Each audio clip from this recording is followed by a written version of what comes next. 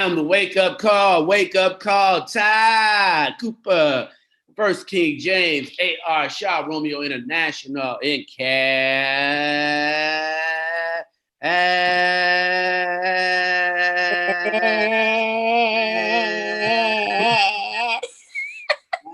In the city. Love it. Wake up. Happy Friday, everybody. Not birthdays. Well, we got birthdays going, everybody. You know, we got birthdays today too. It's a good Portia moment. Okay. Romeo, I guess we're back to AM show. Oh my God. The sun is shining, nice and bright. The birds are chirping, and I'm ready to fly. Time to get ready for another day. No one can stop us. Oh, we gon' learn to play. Oh, every day we learn and play. We do our best, so we'll be great. Oh. You do your best, and I don't mind. So let's get ready. Cause it's about that time. Good morning, you. Good morning, how do you do? Good morning, time to be great. Good morning, time to wake. Good morning, your dance and play. Good morning, so start today. Good morning, open your eyes. Good morning, reach for the sky. Good morning to you. Good morning, how do you do? Good morning to you. Good morning. Good morning, how do you do? Good morning. You see me on my grind. Woo, stars got to shine. I'm a supernova. Yeah, you see me taking over. Yeah, I'm on the move.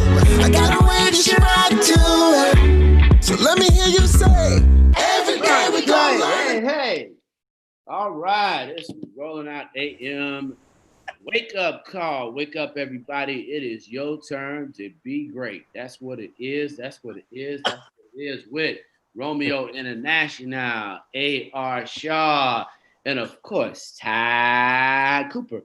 And then, of course, the first King James, who is sitting there smiling and saluting. And of course, HU in the house, AKAs rule the world. Today, at this moment, we're still celebrating, and all of y'all should be energized. It's our time to run this race, you guys. Don't forget, vote, participate in the census. What's happening with you, Ty Cooper? What you got?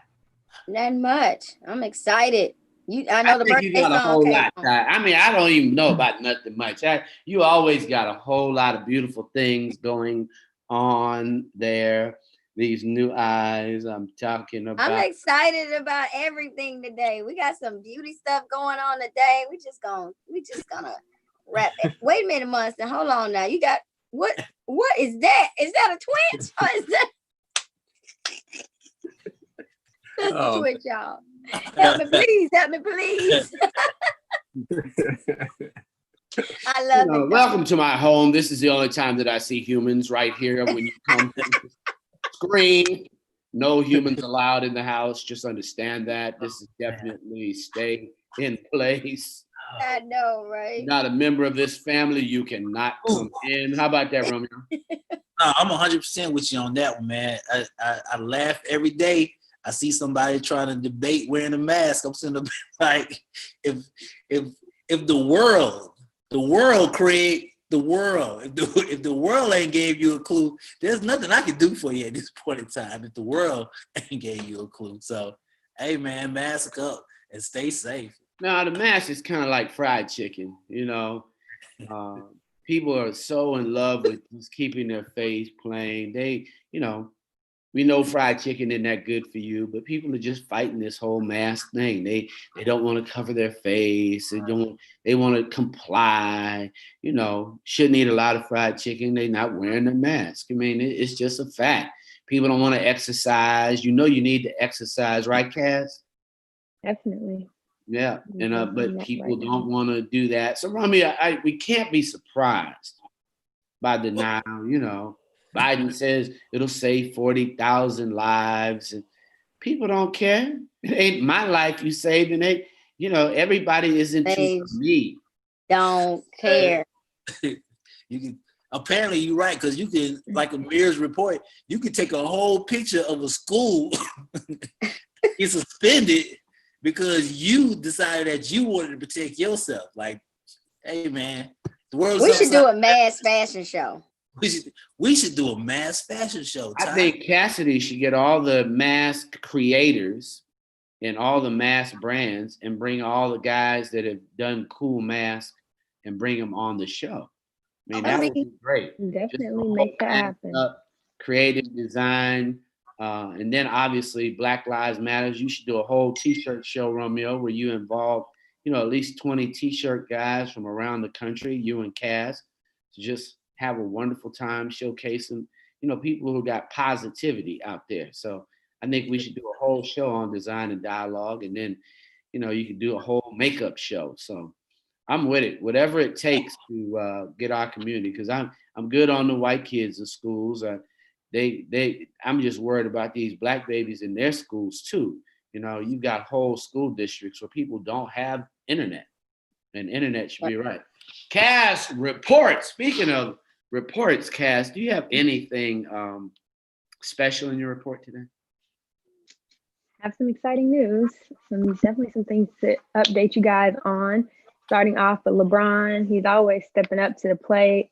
He actually just teamed up with the Los Angeles Dodgers and one of the pitchers from the team, David Price, to make the stadium a voting center. So this is a huge deal. I believe this is the first time that a stadium has ever been like a polling location, and they'll be open for 5 days to any registered voter.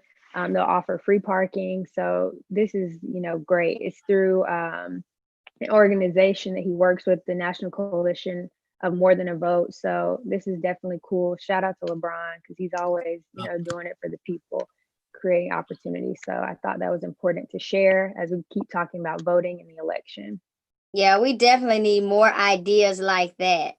Yeah, for sure. And the key word is any registered voter. Any. Yeah, I don't got to just go where my house is at. I like that. Right. definitely. So up next, we're going to get into some more news. AMC, I know a lot of people, I've been missing going to the movie theater during this time, but in certain places, AMC will now be reopening on August 20th.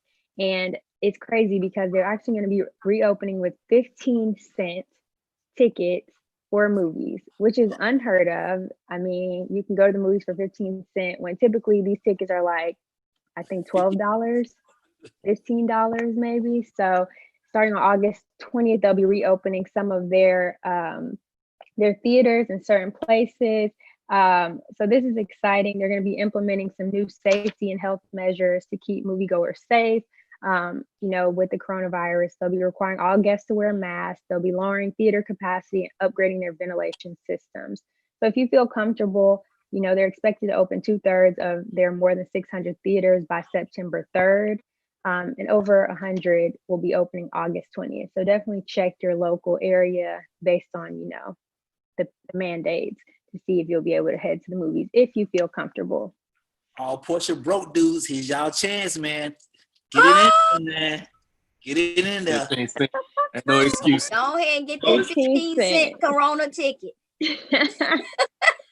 Yeah, this is unheard of. So this is definitely the time. If you want to go to the movies, definitely now.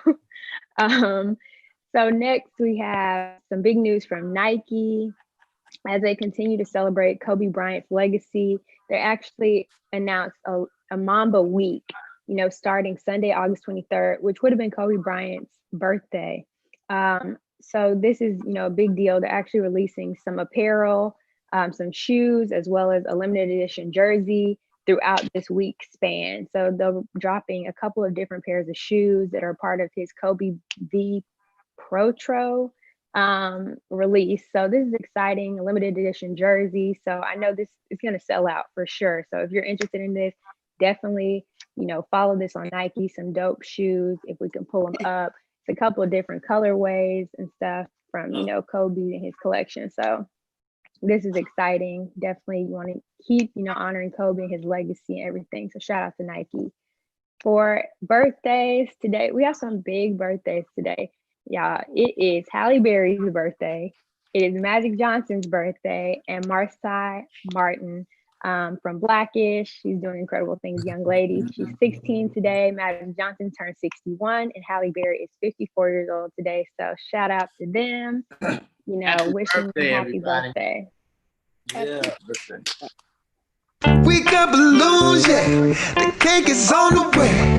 We got the music playing, cause it's your holiday. Woo! We invited family, and everybody came. I strike a pose for me like you in a picture frame. You got your finest clothes on, get $1 million smile. So we gon' celebrate you for a while. Yeah, and don't forget we got the candles when you away. Don't forget we got the candles. Happy birthday, gonna celebrate you for a while. Candles, blowing you away. Wait. Candles. Happy birthday, happy. Yeah, happy birthday to everybody, including Ty Cooper, who had a birthday this month. We didn't see the pictures, Ty. How did y'all celebrate? I mean, did you have a cake? Yeah, I had a cake. I had a Whole Foods cake. We a whole picture of that whole cake. Right, because that's it. That's all that happened. Got a big smile out of that. One time for my girl Mocha Brown, respect, happy birthday, late birthday. Okay, I'm gonna stop. Okay. It's your rolling out social report. She gonna hit me in my eye when she see me. But that's where we're gonna start at. All right, Cuba Gooding Jr., I'm gonna put you in the same bus as R. Kelly. Bro, just ride this out. The actor and his legal team appeared in Manhattan courthouse Thursday for a preliminary hearing in the trial. And things took a strange turn when one of the attorneys argued a woman's negative feeling about her breasts can directly affect her perception of reality, specifically when it comes to sexual assault. So the man literally said that she is delusional because she has small breasts. In court. In real court. He said that in real court. Brother, you might want to take this L because this ain't gonna look too good for you. No. On the back end. Next up, I don't even want to know what the women comments are because they're gonna eat y'all alive. Yo, Drake's 6th studio album will be called Certified Lover Boy. He made the announcement yesterday. Plus, new music releases today, man. You can get The Lion King, the deluxe version. You can get Lecrae's restoration. And on top of the docket, Lupe Fiasco House and City Girls City on Lock. Y'all got to listen to that City on Lock. Now, this next video I want to show y'all, this is the main reason you need to check on your friends. I need y'all to start. Hey, guys. That's not the video, but this is the video. Check on your friends. Hit it. Hey, guys. Take Dick here, giving you some weekend movement. I don't know how to record the music and record it at the same time, so we're going to give ourselves some our own music. Bop, bop, bop, bop, bop, bop, bop. Listen to the choreography. It's right, double up to the side, slow, buddy, roll. Freeze more. Then stop that COVID. Stop that COVID out. I'm gonna freeze. Wait and freeze. That COVID. You don't freeze and squeeze. Don't sniff. Yes, it feels good to move, guys. It feels good to move. Everybody's stressed out. Nobody wants to die from COVID. We all know that Black Lives Matter, but you know what else matters? Dance matters, y'all. Yes, everybody say it. Dance matters. Dance matters. Dance matters. One more time to the top. Shoulder. Do it to the other side. Body roll. And stop that. Now I'm gonna need somebody to call. I'm gonna need somebody to call Tay Diggs. I'm gonna need y'all to stop playing. Call your friend. Stomp out COVID. I don't think you. Well, you know what's happening, man? I think everybody got a lot of people have cabin fever. We've been stuck in the crib. We can't do nothing. And some people just going crazy, man. I can't even blame the brother, man. I hope that's all it is. Because some people are just like, yo, we've been in these walls since March. So he just don't went crazy. We're gonna do that dance every show, y'all. I love KD. Right. No, we're not. He said stomp out COVID, so he ain't too off. I'm not stomping out COVID, so I know that's right. I'm down with it. He's smart. And stomp out COVID. It's time for Amir's report. To the left, to the right. Hey. All right, man. So Brian Kemp finally stumped out his lawsuit against Mayor Keisha Lance Bottoms. Let's definitely give a round of applause for that. He dropped a round of applause. He better. Round of applause. He was wrong. He was wrong to do it in the first place. Let's not give him credit for righting a wrong. Everything you said, King James. Everything you said plus more. Definitely, it was a frivolous lawsuit. From the beginning, of course, he sued Mayor Keisha Lance Bottoms for her mask mandate for the city of Atlanta. He was saying that she overstepped her bounds for issuing the mandate, and of course, all she was trying to do was keep Atlantans safe. And he threatened her with a lawsuit, but he decided to drop that lawsuit because it was just crazy. He was just looking crazy. So he would have been better off just keeping it real and saying, "Get your ass back in the kitchen." No, let's please. I will hope he would never. All I'm gonna say is, Keisha, keep going, keep fighting that power for real. Like seriously, I'm happy. I ain't even gonna say happy like Terry say. I'm not gonna applaud anything because that's what he was supposed to do. Come on. And he said she overstepped her bounds. Basically, it was a euphemism for get back in your place. Basically, definitely. It was a politically motivated move. Of course, what is it, Romeo? There we go. He was upset that she went after Trump because Trump came to Atlanta, came to our airport without a face mask, putting everybody in danger. So she went after him like, yo, you can't be coming to Atlanta and trying to infect the city of Atlanta. You already infected the nation and the world, so you can't come down here and infect Atlanta. So she got on him, yo, don't come. You coming to Atlanta, wear a mask. So Kemp got upset. And she was like, yo, don't come back to Atlanta unless you got a mask. And Kemp went off. So, hey, that's what it is. Two politicians who don't see eye to eye. One dude who's trying to follow Trump, and Mayor Keisha Lance Bottoms are trying to follow scientists. So, big ups to Keisha Lance Bottoms. Let's move on to the next one. So, this situation right here is crazy. So, this is Houston judge Alexandra Smoot Thomas. And she's a judge who has a very profound career, but she found out her husband had a girlfriend, and she confronted the lady who is the other woman, and she fired shots, and she had to get it. She had to get it. Messing with her husband. She had to get it. But now the judge is in jail, and it's interesting that you say that, Ty, because I posted this story last night on rollingout.com. You can check out the entire story right now on rollingout.com. But a lot of people were going back and forth. A lot of women were like, yo, free her as soon as possible. They want to pay her bail. So what's going on? I gotta get some feedback from the women on the panel. Was she right for shooting at the woman for messing with her husband? Was she right? Nah, I'm not gonna say she's right for shooting nobody, but I'm just saying when a woman's fed up, it's just like that line. You get to that point, and it's just like once you cross it, you're not really sure what the outcome is going to be. So, I don't know if her being in jail is a good look because I'm sure she done put some folks in jail. So I'm a little worried about that. But I'm sure. Speaking from another married woman, I get it though. Yeah, she sent for her.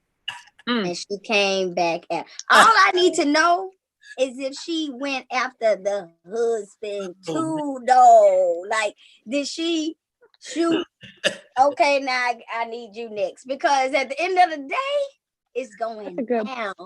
It's going He down. violated the. Damn. I mean, both of them did, but hey, the lady But had to get it. Oh, Was the shoot. lady Let me okay? ask you, What's the I'm gonna play update? devil's advocate, and so our producers want to know. I'm gonna make sure you guys know what's happening. She shot at the woman. She just shot at the woman. They had an argument, and then the judge pulled out the gun and said, "Yo, you ain't finna be talking to me like that." And she started busting at her. So I got it, but I'm Oh gonna my play God. She devil's didn't shoot her. advocate. Did she shoot Nah, her? she She didn't get did her. shoot. Well, No, hey, she didn't it shoot was a her. warning shot. Oh wait, Get she those didn't shoot her. on. She shot at her. She Yeah, shot at her, yeah, but she did. she Yeah, didn't hit. she was supposed to get Nothing. that warning shot. Okay, that's good. See, Ah, She shot her Ooh, general yes. direction, Where do I send some or money? did she shoot at Where do I her need and to she send this missed? money? God, I'm So crying. Where do I so need to Ty, send you this wanna money to help this lady out? you wanna find her bill. But let me ask you this: what about? Isn't it? Aren't you supposed to check the because the Yes, woman you she should. just You you should know check the man too. yeah That's she what she should check said. her husband instead of shooting at the girl. Oh, for sure. She might have shot at him a couple Check the times man. too. You never know. I'm sure she turned around and said, "And you next. Oh, He might be hiding now after he found out about this. You next." yeah, I definitely ain't messing with no woman that's gonna shoot. So, yeah, you might want to chill out. Shout out. Wow. Look, Might want to chill out, bro. literally. All right, let's go to this last slide, man. It's right here. So, all right, let's just go to it. This brother, I don't know if we could call him. Oh brother. yeah. All right, so I'm gonna give you guys some context. So years ago, I'm gonna say around 17 years ago, I think Dave Chappelle had a skit about a guy named Clayton Bigsby who was a blind black man who joined the KKK, and he didn't know that he was black because he was blind, and so he was. Okay, so Cassie might have missed this moment, so I'm gonna pull that video. But let's show the video of this guy who's basically defending the Confederate flag. He's defending Confederate statues, and he's saying, "Yo, we can't take these down because, that's his heritage." So let's show this video. Wait.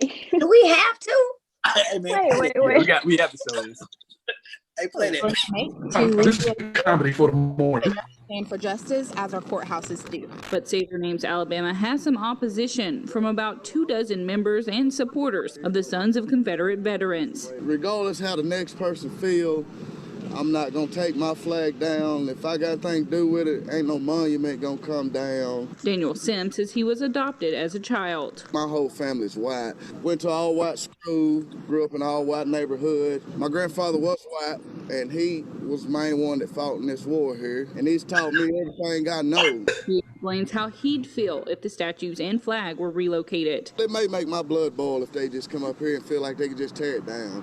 I don't see me still living if they do that right there. That monument ain't hurting nobody. That monument ain't killing a soul. It ain't talking bad to nobody. It ain't even racist. But Dunstan says she We're willing to make to relocate it to somewhere that doesn't stand for justice as our courthouses do. But Say Their Names. So I need to pray after that one. Oh, I'm man. sorry, what you say, Cash? No, That he's man no. blind? The Dave. I'm gonna pull up the Dave Chappelle skit.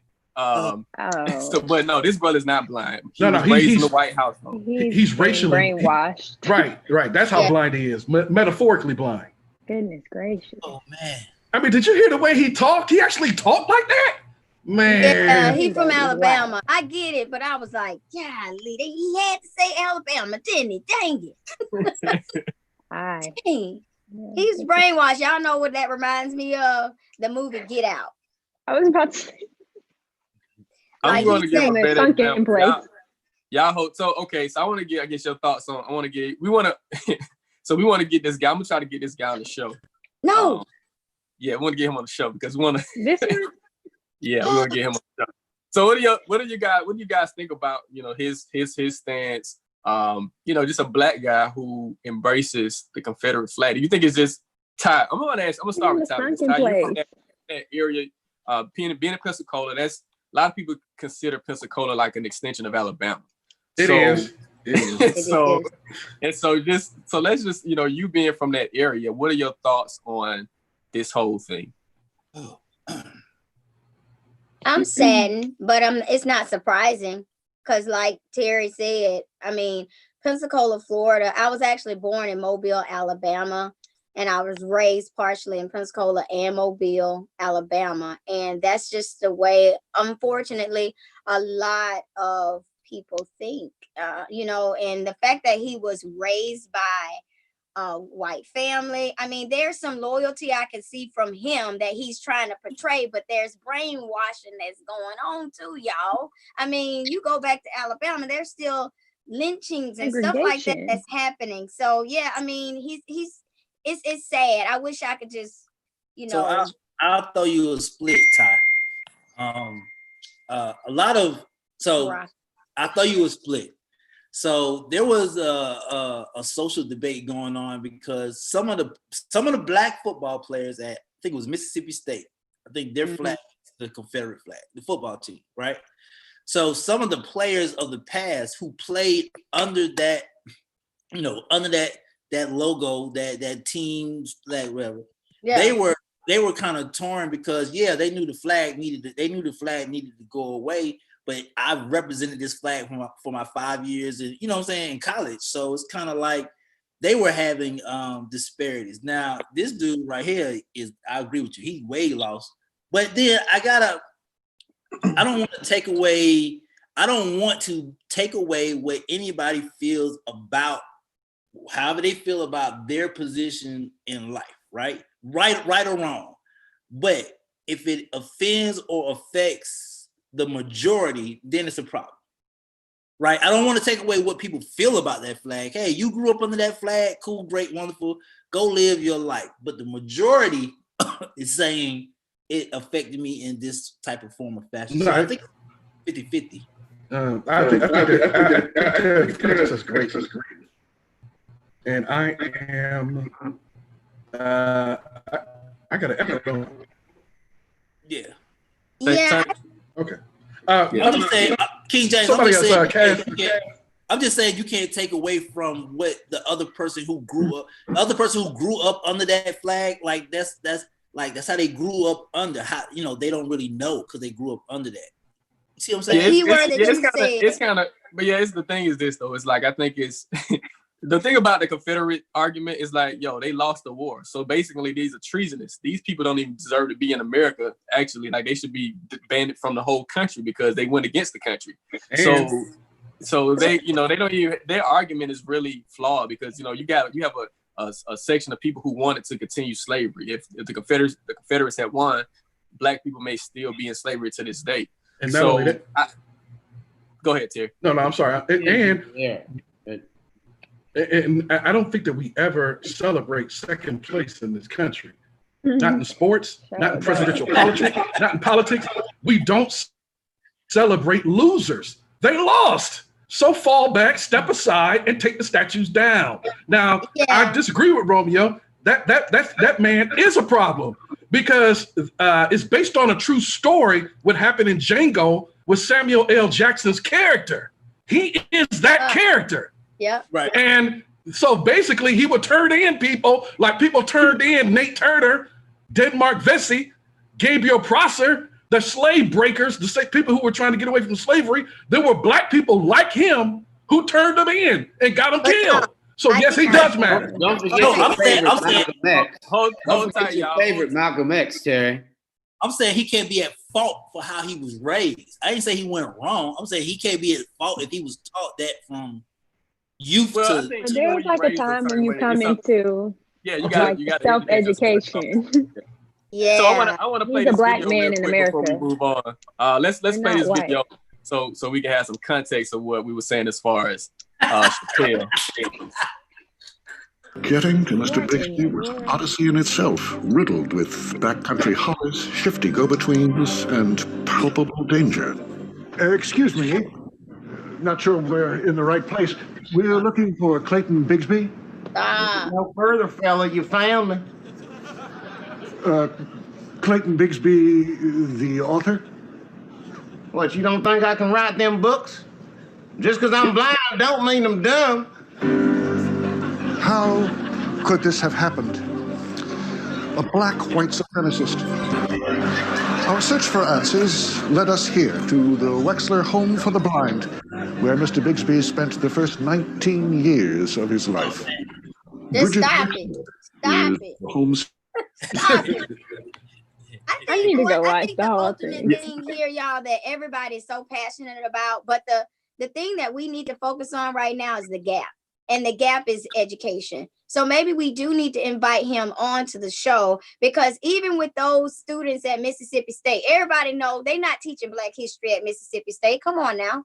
So it's more so of the education that's missing that they need to know. They need to understand. Even with the skit that just played, he think he's white, he's blind. So it's everything that was told to him that he just knows. And that's the same thing that goes with the guy that we just played the clip on. I mean, it's all about education at this point. So we need to pour back into him instead of tearing him down. There's a need, there's a problem, and we need to address it with education.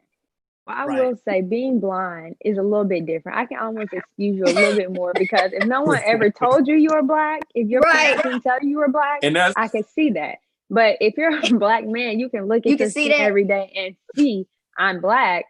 Being raised by white people, it's kind of like you never wanted to discover like your heritage, your history. What is the disconnect?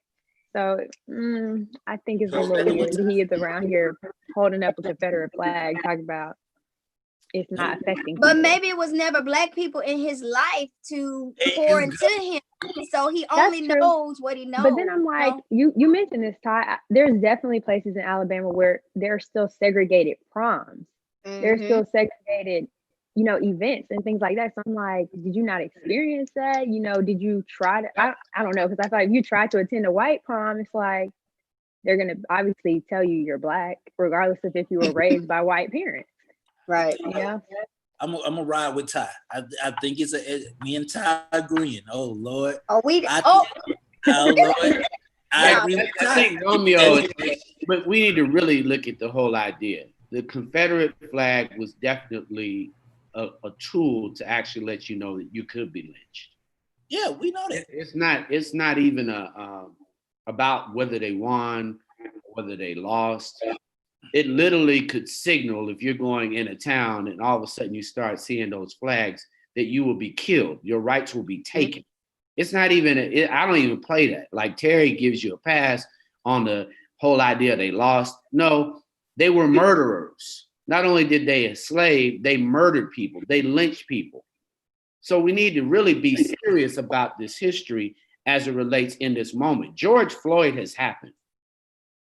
And in those 8.46 minutes, it's time out and it's over for anybody in denial.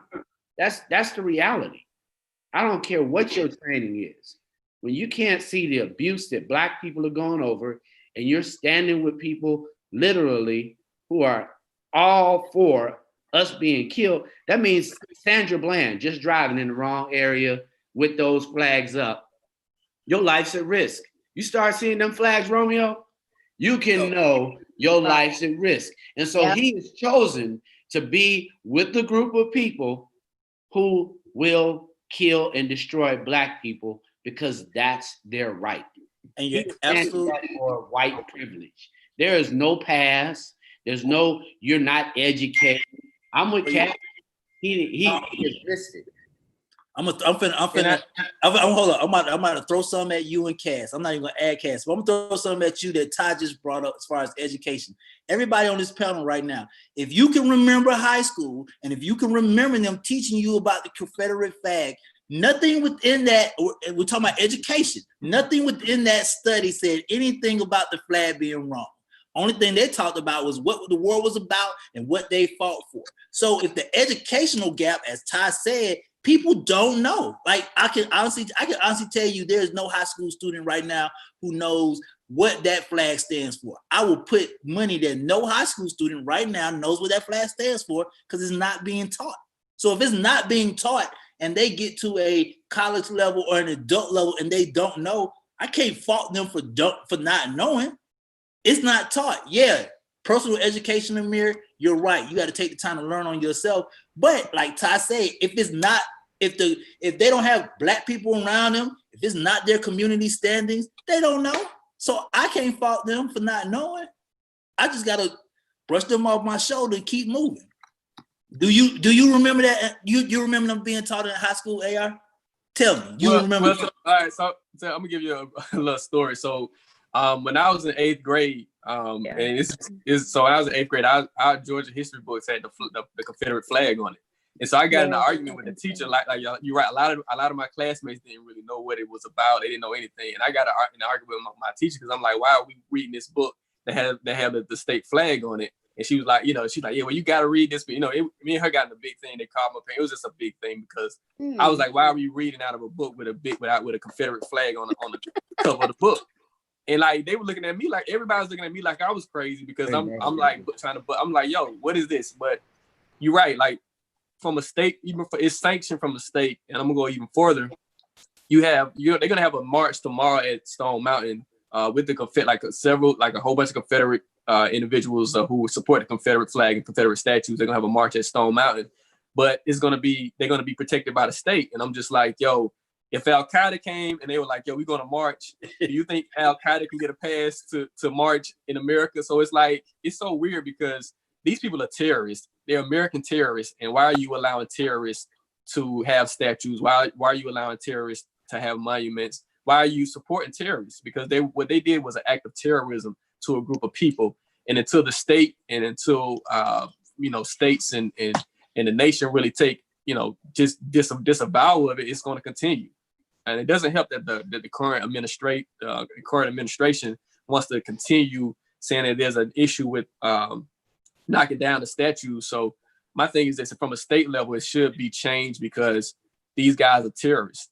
they had acts of terrorism, and that's the only way it's going to stop is if it's illegal for them to continue to support this flag and to support those statues. But you do agree with how it was taught, though. You do agree. You're right. It wasn't taught. Like you're right. In the state of Georgia, it was definitely brushed over because, like I said, I had an experience in the 8th grade as far as just that flag being on our book. It's on the cover of our book.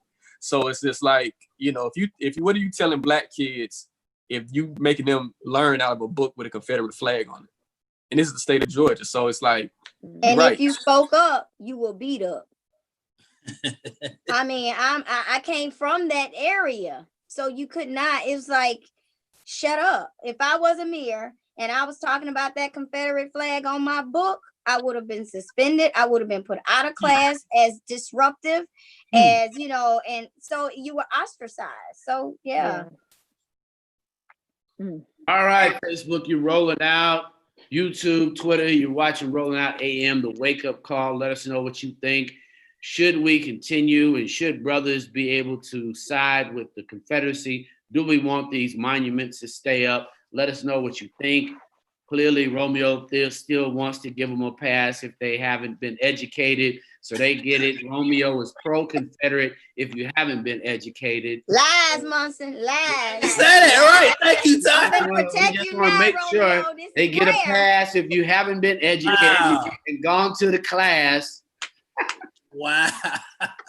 Munson, I mean, don't do it.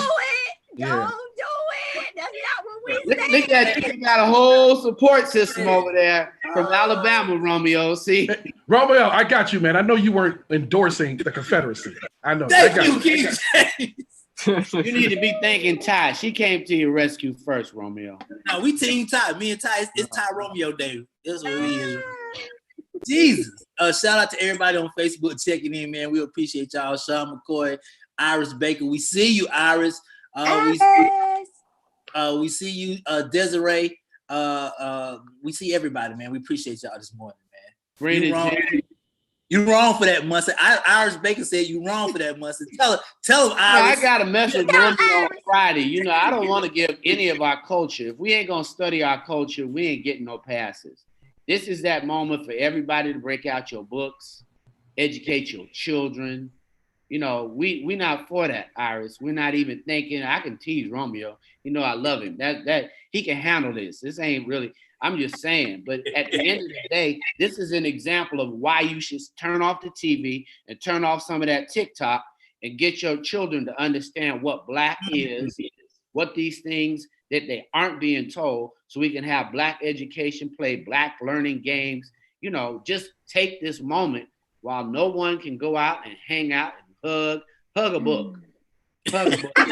So Iris Baker, hug a Black education right now. I love you. But we got. I'm not that got no weight. Desiree says very good. Desiree says very good discussion and feedback. Throw the whole Confederacy in the trash. Right. Yeah. Not throw it in the trash, but put it in the Smithsonian Institute so that people. No, it need to go in the trash. It need to go in the trash. No. We need to know our history, study our history, and lest we repeat it. Here, we just playing with you. Terry and got serious. Oh, okay. Okay. You don't have to have a big quick note. You don't have to give people rewards. You know, they got enough. We don't need to reward them. Well, we got something else more lighthearted. We got a question of the day. No, I want to argue. Let's get into it. No, we've had enough of the Confederacy. You want to argue? Right. You want to argue? We want to argue. What's the question of the day, Cass? You got to read it, Amir. What's the question? I don't got my glasses. You're the DJ at a house party back in the day. Play a song that's guaranteed to get the party rocking. What are you playing? Well, I'll start off by Young Thugs, man. I can rock with them or get one song, Terry. That was it. With Young Thugs? That was his song. I'm talking about Romeo. He's gonna start his party with that song. No, Young Thug is not a. You got one song, Terry. No, that's a group. I'm about to name the song. It's a group.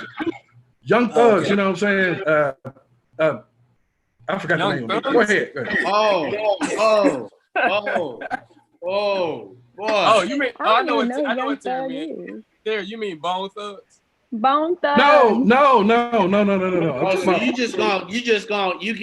you a lifeguard today, Amir? No, lifestyle. Hey, what you doing? Hey, Amir, lifestyle. Can we get a song, please? Yeah, DJ? I said young. Hold up, Munson. You missed the bus. You missed the bus. Young. The song, bro. Wait a minute. Young Thugs. Lifestyle.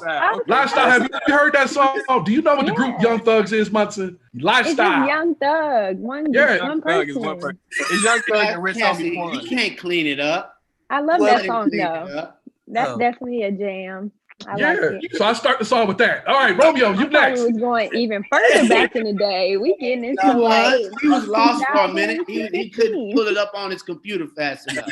Hey, Robert Nagiwi said it's a group. It's not a group. It's just one person. Okay, my one song to start the party, Cupid Shuffle.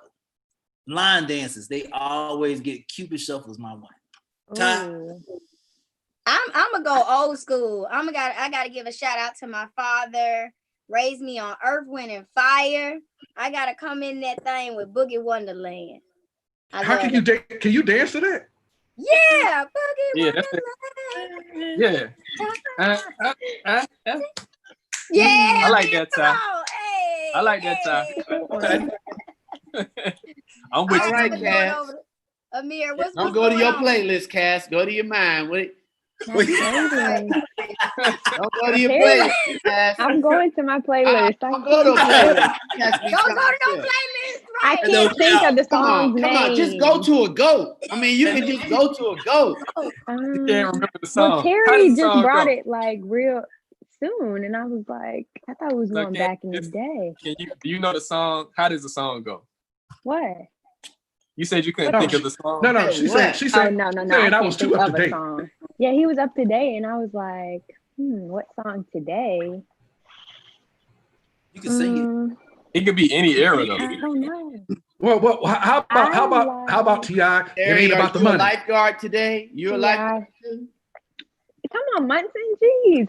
I'm gonna go with Beyonce. There we go. I knew you was gonna do it, Cass. Beyonce. Come on, any song. Right? I'm just saying. That's what I was saying. Go to a GOAT, a greatest of all times. Because she always does it. So. Oh, now it came to you. Okay. I was trying to think of an older song, so I was like, "What?" You got a lot of old songs, all the Destiny Child stuff. I mean, she got a lot of old songs. Well, yeah, she does, but think of one. Which Beyonce Well, song? while you're thinking about that, let's go to Munson's era back Yeah, during back during Beethoven. And Oh, get him. Lord. Get him, Munson. Get him, Munson. Oh, I ain't Get playing. him, Munson. No, Terry, all his Okay, wait. life, he's hoping he would be me. It's okay. We're all right. What? So I'm gonna do my song. I'm gonna say. I'm a dance. Okay, I'm gonna say Before I Let Go by Beyonce, but also the original version because they both get the party rocking.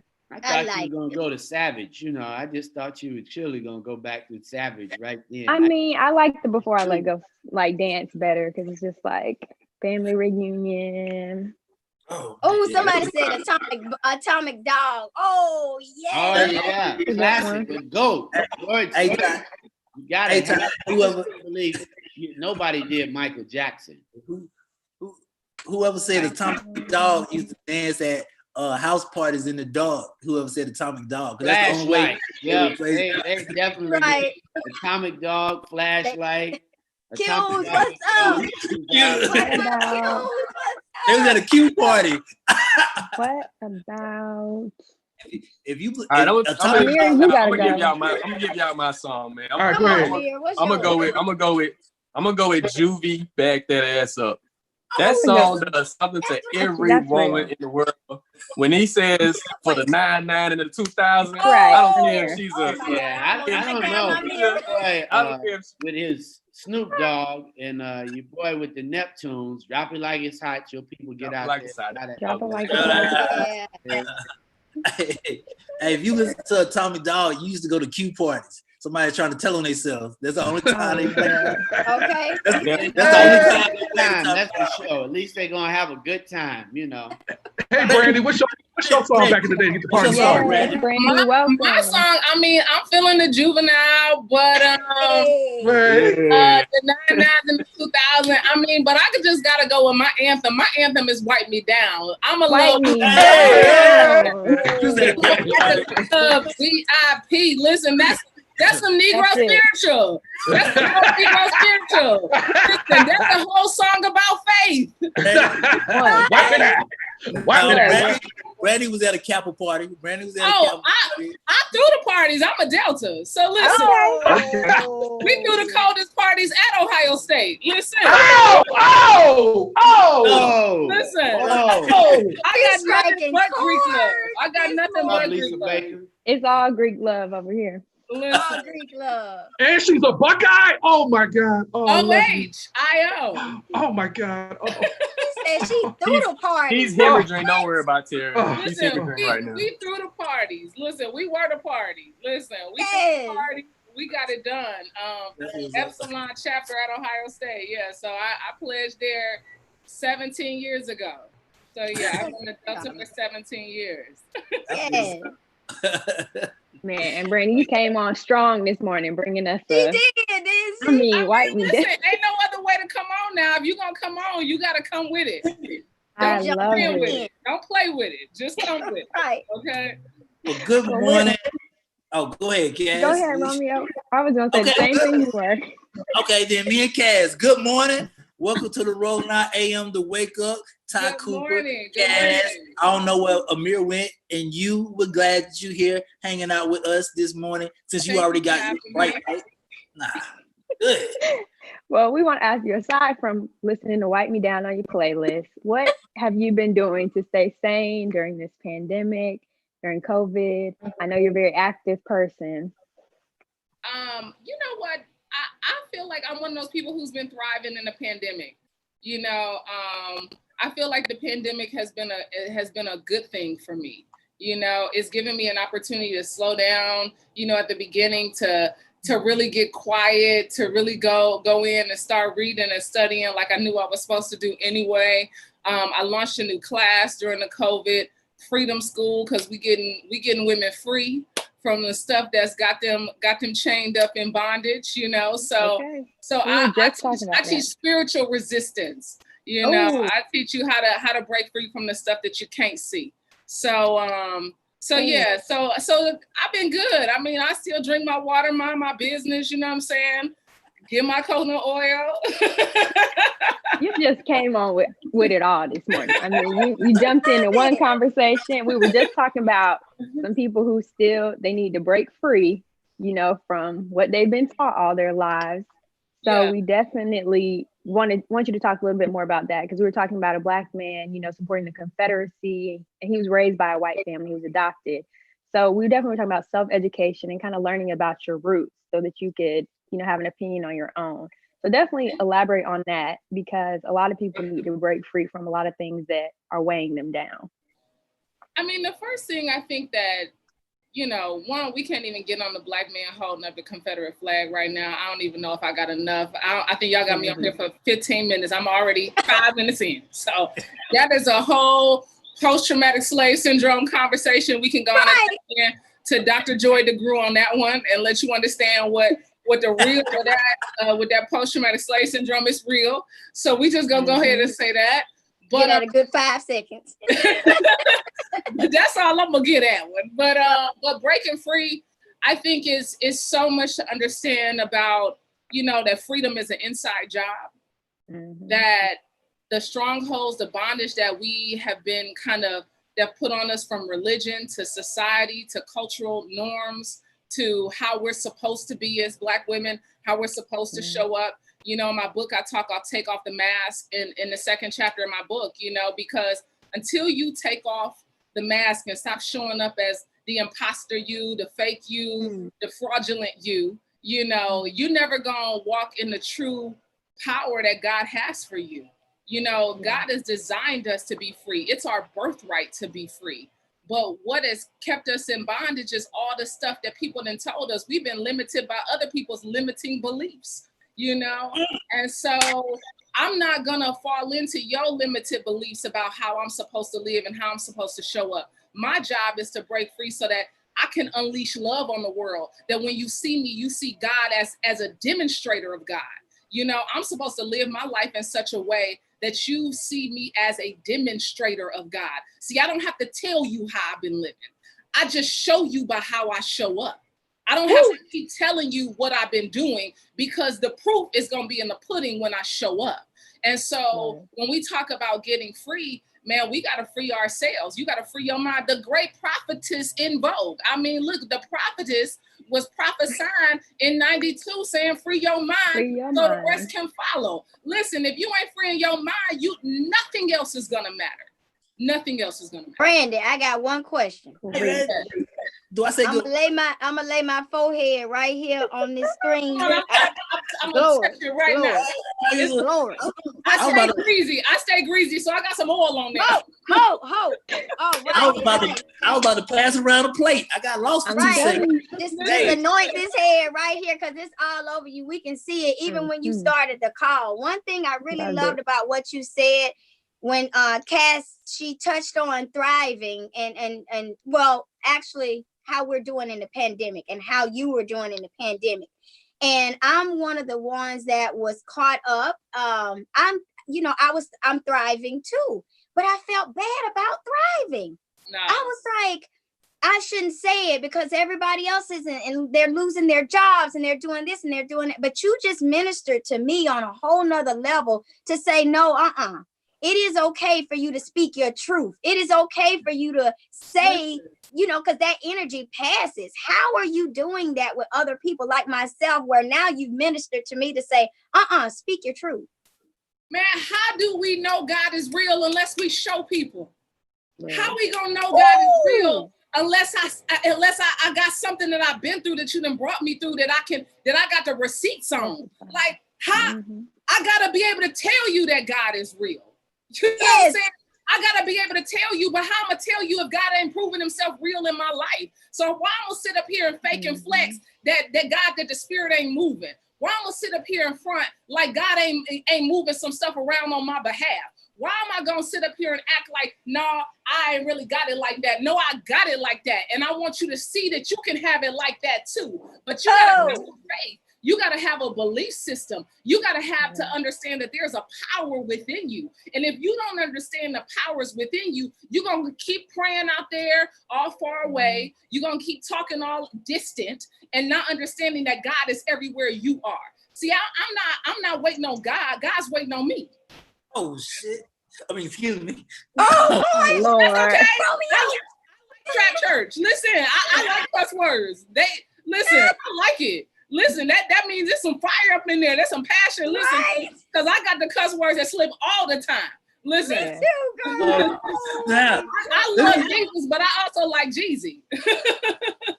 Hey, man. Hey, I'm coming to your service. I'm coming to your service. You ain't going nowhere. We breaking protocol. Forget the next guest. Look, I got a question. Because I'm Team Brandy, right? So check this out. I'm into the fit life. You are really on this fitness journey, and people don't understand the discipline. I tell the crew all the time, it ain't even the hard work; it's the discipline that you got to get up and do it every day. How did you get into that steady movement? I mean, well, I've been working out. I've been in fitness since I was 19 years old. When I was on a spring break trip, and my dad called me Fluffy. After that, it was game over. After my dad called me Fluffy at 19, I said, "You will never call me Fluffy again." And so, fast forward almost 20 years, that I've been constantly working out, leveling up, changing my workout. I've been a fitness competitor before. I've been personal trainer, group fitness instructor. Fitness is a part of my life. But when it comes to the discipline of it, I just put up on my Instagram, on my Insta story, the mindset separates the best from the rest. You know what I'm saying? I just want to keep being better, So for me, it's like the discipline that I have is because I keep wanting to show up better than I was yesterday, better than I am today, because don't nobody give a damn about what I did yesterday. See, today is what counts. So I'm on today. See, today is the only day that's on the calendar. I don't know what's coming down the pipe tomorrow. I don't know what's coming down next week. You can't get me on 6 months from now. But what I know I got control over is right here and today. And I said this yesterday. Today is test day. You know what I'm saying? It's test day. We ain't in no pop quiz. It's the test. You know what I'm saying? It ain't no, let me think what I'm gonna do. We dressing up today for the rehearsal. No, it's we in the game. And so if you want to be better, guess what you got to do? The things that make you better. You want to grow. Guess what it's going to be? The things that force you to grow. It's going to be uncomfortable. It's going to get on your nerves. You're not going to want to do it. But the thing about it is when I get in my car and I'm not wanting to go to the gym that day, I say, shh, I thought you said you wanted to be better. Oh, I thought you said you wanted some more. I thought you said you wanted God to enlarge your territory. I thought you said you wanted God to put some more in your life. Well, guess what it's going to take? It's going to take some more. It's going to take some more. It's going to take you just go ahead and put your number on the screen or just. I'll drop my cash app. Go ahead. Just $sign Bianca. Got it. Oh my goodness. I'm loving you right now. Thank y'all for having me. I appreciate the love. You are coming through with it. We needed this. Needed this. Listen, this Friday, look, it's some folks that didn't just drag their way through the week to get here. You know what I'm saying? They came here sliding in to get here on Friday, And so if this message is for anybody, it's for that person who I just slid in here to get something more. I just slid in because I was on my last run. I just slid in here because I didn't know what else to do. Man, listen, there's power inside of you. There's power inside of you. You got the God that created the galaxies in you. How can you lose? Me and Cass talk about that every day, how me and Cass in the city, we talk about that every day, how every day is something new. Like you wake up to something new, regardless. And that new is always heavy. Like I haven't seen a light day since January. You see what I'm saying? So like that mindset started. Yeah. So that mindset and that discipline that you just spoke about, you really have to step into the day as, Oh, it's game day. Oh, are we going to practice? No, there's no practice today. We're going straight to the game. Oh, is it warm up? There's no warm up. We're going straight to the game. Like, yeah, I love it. But that's the beauty of when you got favor. Like when you understand what favor is, you know that it ain't missing me. Like the blessings ain't turning off in my life. It's a faucet that's running forever, and all I gotta do is tap in. Look, sweetie out here telling y'all tap, tap, tap, tap. I'm telling y'all, you better tap in. You better tap in. It's that trap gospel. It's a next level, but you gotta tap in. You gotta lock in. You gotta get committed. You gotta fall open to the spirit. You gotta be ready, willing, and able. You gotta be able to show somebody that I don't look like what I've been through. Man, what? Like when people be like, oh, well, you ain't never been through nothing because you Steve Harvey's daughter. I just don't look like what I've been through. I just don't look like it. See, you saw me on Essence. You saw me flexing on TV. But see, that was the flex. You didn't see the test. The struggle. You didn't see the process because I knew I had a promise. See, you didn't see none of that when I was alone by myself. None of that was in your viewpoint. But see, I'm showing up so I can show you that God is real. But see, I don't look like what I've been through because I've been covered in such a way that you can't even see what happened. Even touch this. Listen, this don't look like no destruction happened here, but this was a construction site. This was a war zone a couple months ago, a year ago, 5 years ago, 6 years ago, a decade ago. This was obliterated, but I don't look like what I've been through. Something else still standing here. Man, you better know who you are. You better recognize your greatness. You better know you got power. You better arise and walk. You better raise your dreams from the dead. You better do what you ain't never done before. You better go see what you ain't never done before. Listen, they calling y'all on this segment now. I gotta go. I ain't getting in trouble. No, you don't, Brandy. No, wait, Brandy, please. Don't be saying she can't never come back. We love you. Like, we love you. Look, the devil is a lie. Oh my We would goodness. love to keep you on board. We, you know, if you have time, of course, we would love for you to stay on with us. We're jumping right into it. I got to go. I got it at 10 o'clock, so I'll give you a few more minutes. We know you're busy. Wait, Brandy, before you go though, can you please just, give us a quick drop? Because I know, like you said, you're busy. And you just say you're listening to Rolling Out AM, the Wake Up Call.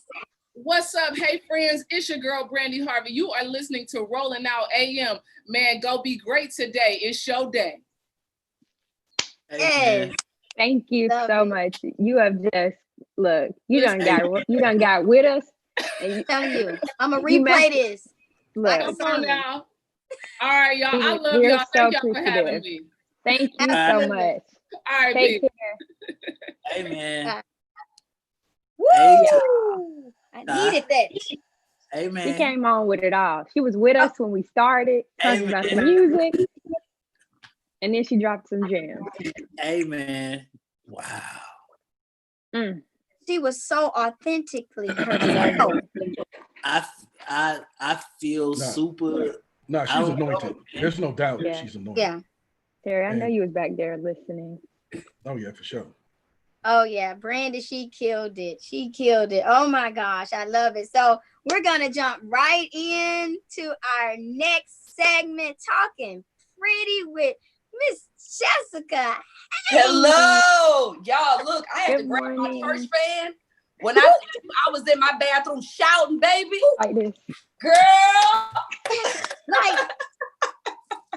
My girl spoke so much life. Yes, she did. Yes, she did. Yeah. But to my brother, the first King James, something that you said is that every day you wake up and it's something new that you're going through. But I go back to Lamentations when the Bible says that his mercies are new each and every morning.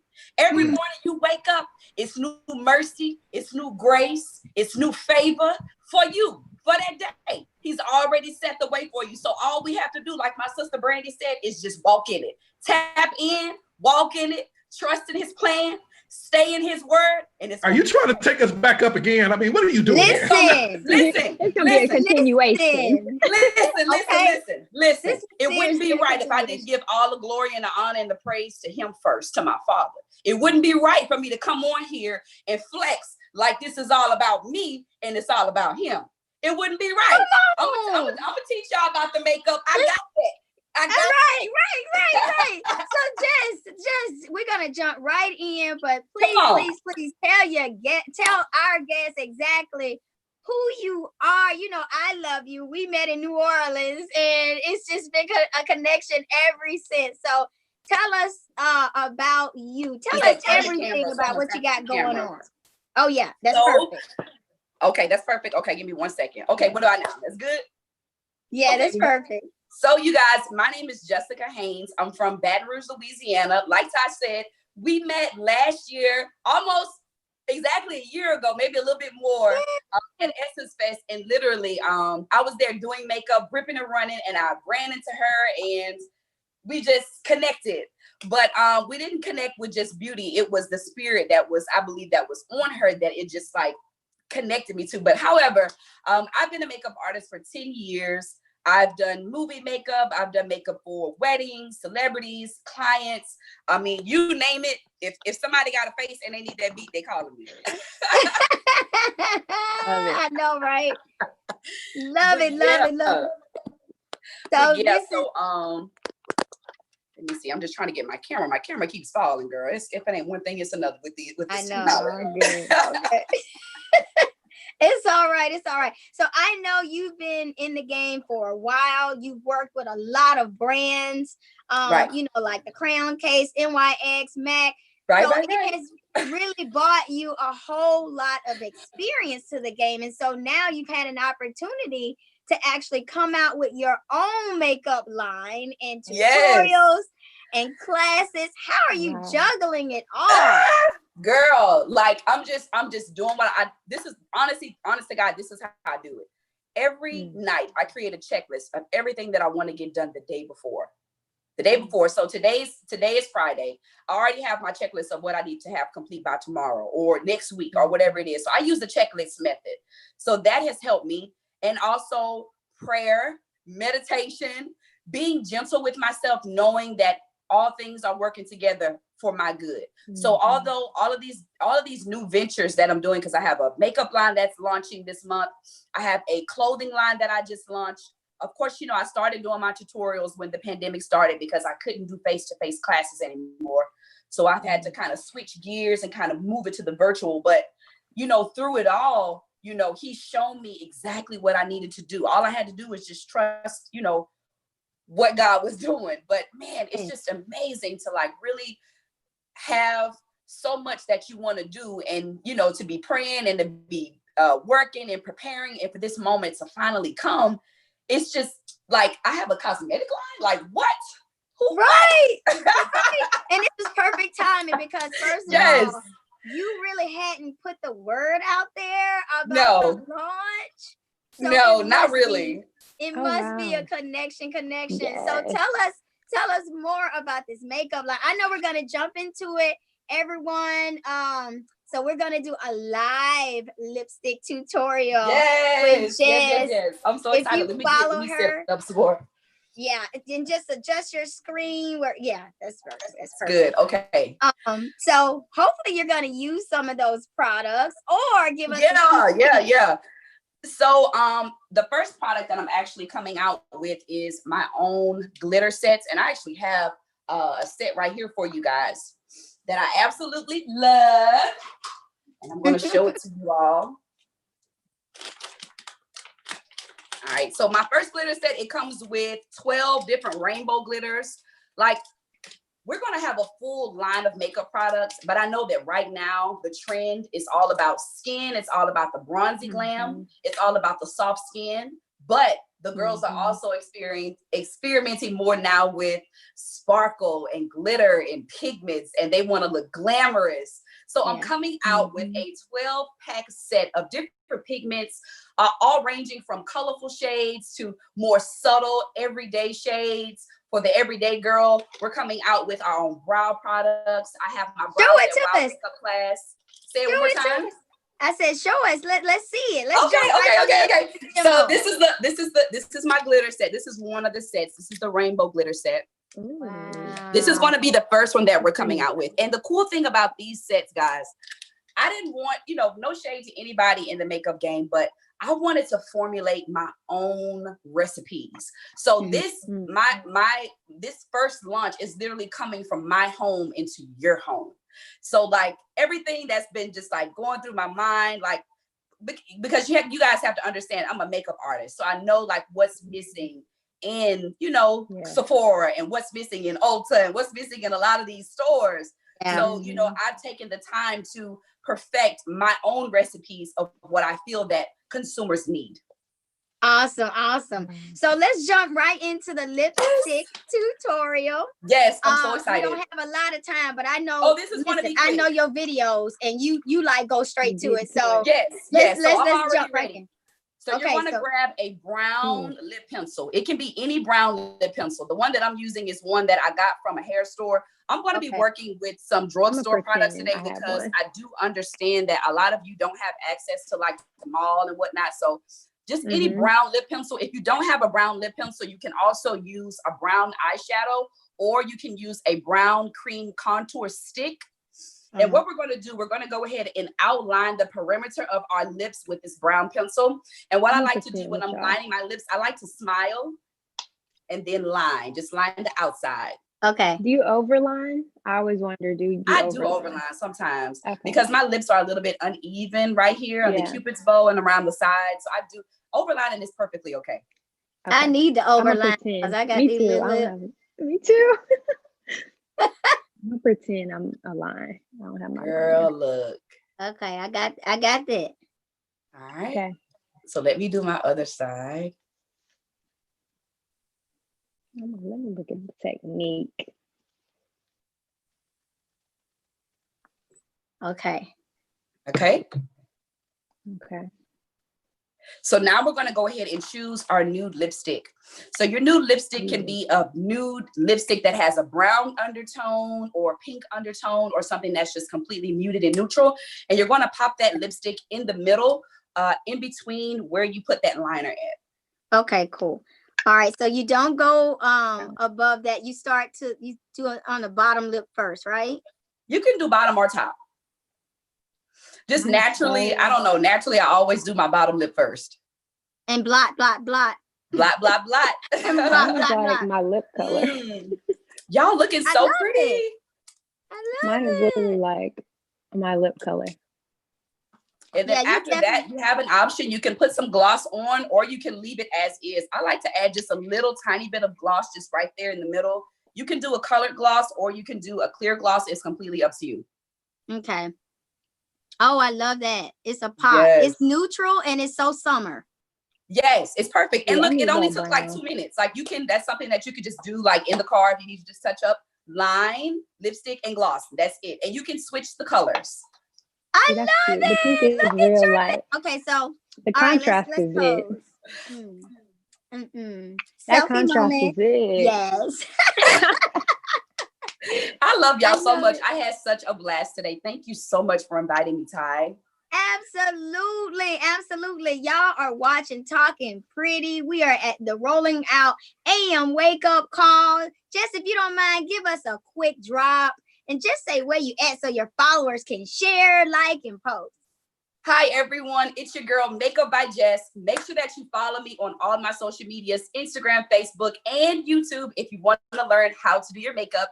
I am sitting pretty with my girl, Ty Cooper, on the morning AM wake up call with Rolling Out. Thank you guys so much for inviting me. I had a blast. And thank you, Cass. You looking cute too, girl. Thank you. I need an eye tutorial. I'm going to have to head over. You got some eyeshadow tutorials? Oh, girl, I post tutorials every day. Yes. Okay. And I go live every day. Queen, content queen. I am about to go follow. We gotta connect. I'm gonna call you later. Okay. Thank you. Love you, ladies. Y'all have a beautiful day. Okay. Thank you. You too. All right. Thank you. Bye. That was fun. Yeah, that was fun. I need to go get me some different shades because this one is like MAC, that's Selena. I'm like such a new person. Like they're all like fairly the same color as my lips. You And I gotta got- get you some color, Cash. Yeah, and I got some new lip I balm. know. Okay, then come on in. Okay. Got some new lip So we balm. like the Aquaphor. Right. But I be having like stuff like this. Like it's real fancy. Yeah, like I just had this Fenty gloss balm. And I have Equate lip balm, Equate. moisturizer. You gotta stay hydrated, Terry. You know, I got the Aquaphor. Yeah. Y'all missed it. Yeah, I see.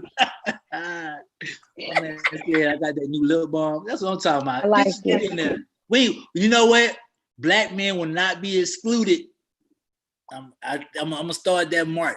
Don't exclude us, women. You're not excluded, Terry. Say. No. No. I want to be excluded from makeup. I said you can Nobody's excluded. Yeah, this is lip balm, not makeup. No. All right. Okay. No, I got Ty. No. All right. I'm trying. Well, has Cass in the City come up with a song that she gonna play? She did. Oh, she did. Yeah, she did. Oh, okay. I'm just asking. She did. She gave us 2 actually. Let me tell you something. I you know what?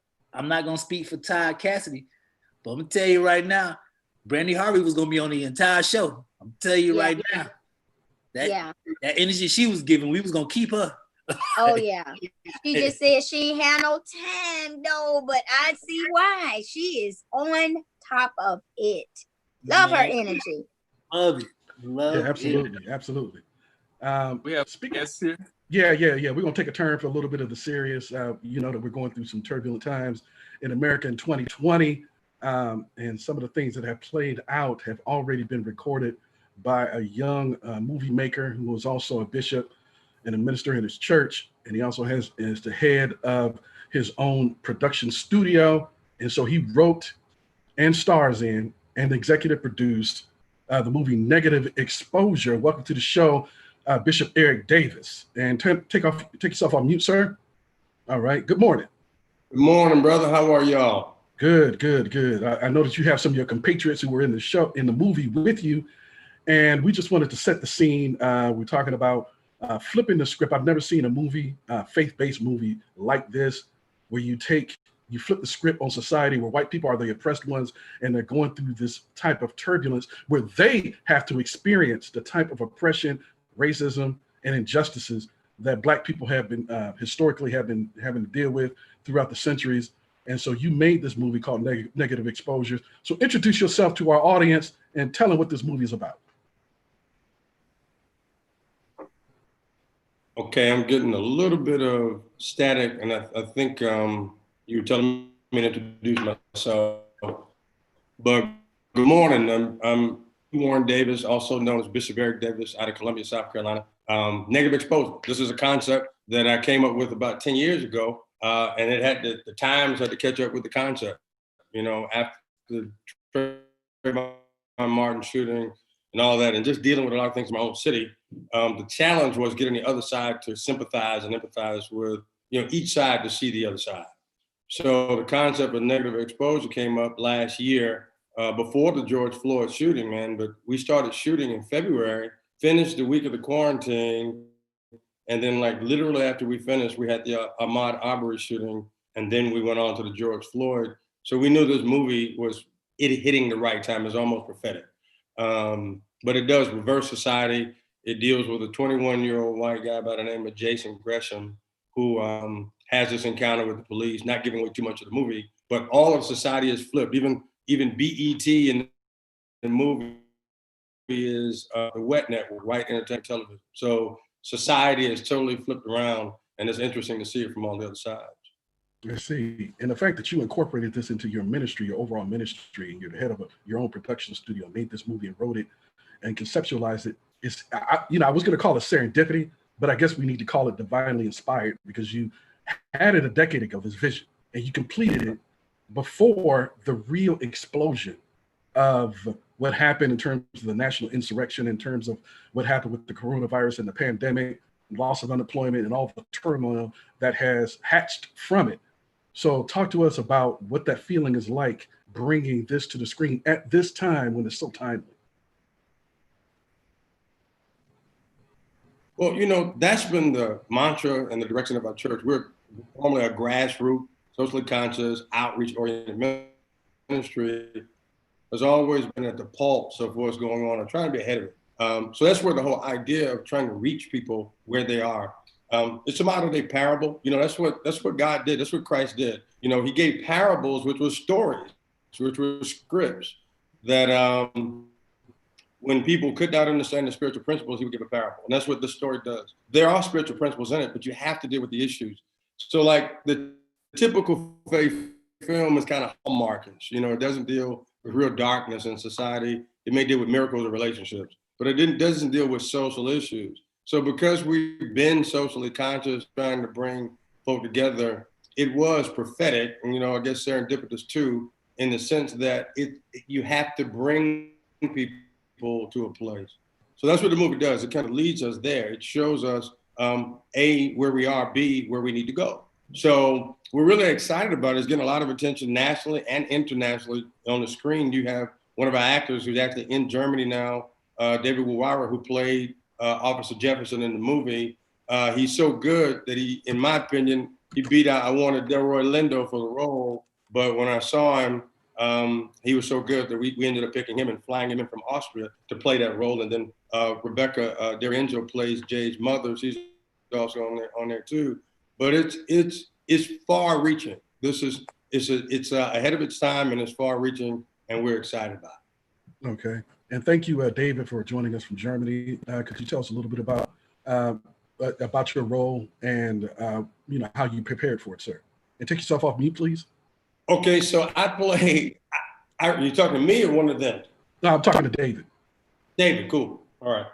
David, take yourself off mute, please. There you go. Yeah. We good? Yes. Could you talk about your role? And after that, Rebecca, could you quickly talk about your role in regards to what you played in the movie and why you decided to play it? The first time when Bishop Eric Davis approached me with this project, it was exciting for me because I'd never played a character like this.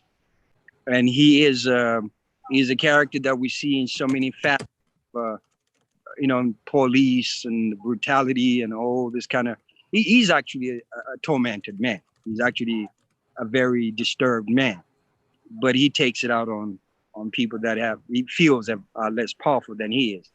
So preparation for this was very, very easy because the script was so well written and the character was so clear. All I had to do was just walk in, put the shoes on, costume, and just walk in. That was it, really. I didn't have to dig any deeper because the script was so good and the character was so clear. So it was just a simple, actually probably one of the most satisfying jobs I've done.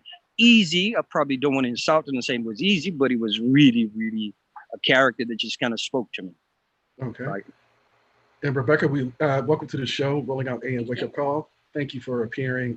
Could you talk a little bit about your character and why you decided to play it? Beverly is an inner city mom, and she's a single mom, and she is trying to raise a child in the midst of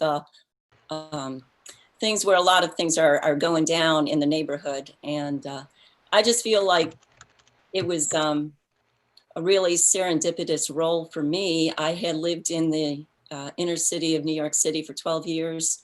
My husband was a youth pastor, and we lived among the people that we ministered to. So I just drew a lot upon my own personal experiences and the experiences of the people around me to prepare for the role. Okay. If we have it, producers, we'd like to play a clip of the trailer, which is really just gripping, give people an idea of what negative exposure really is about. It's deep.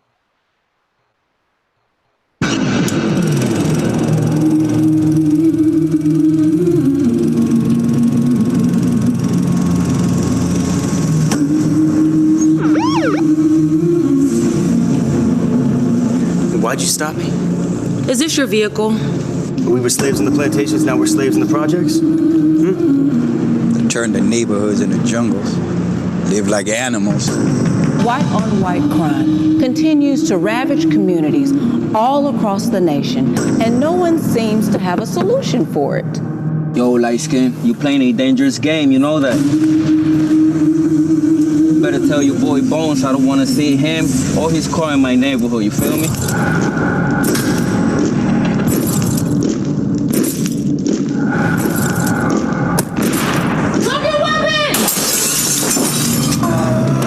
Their lives don't matter.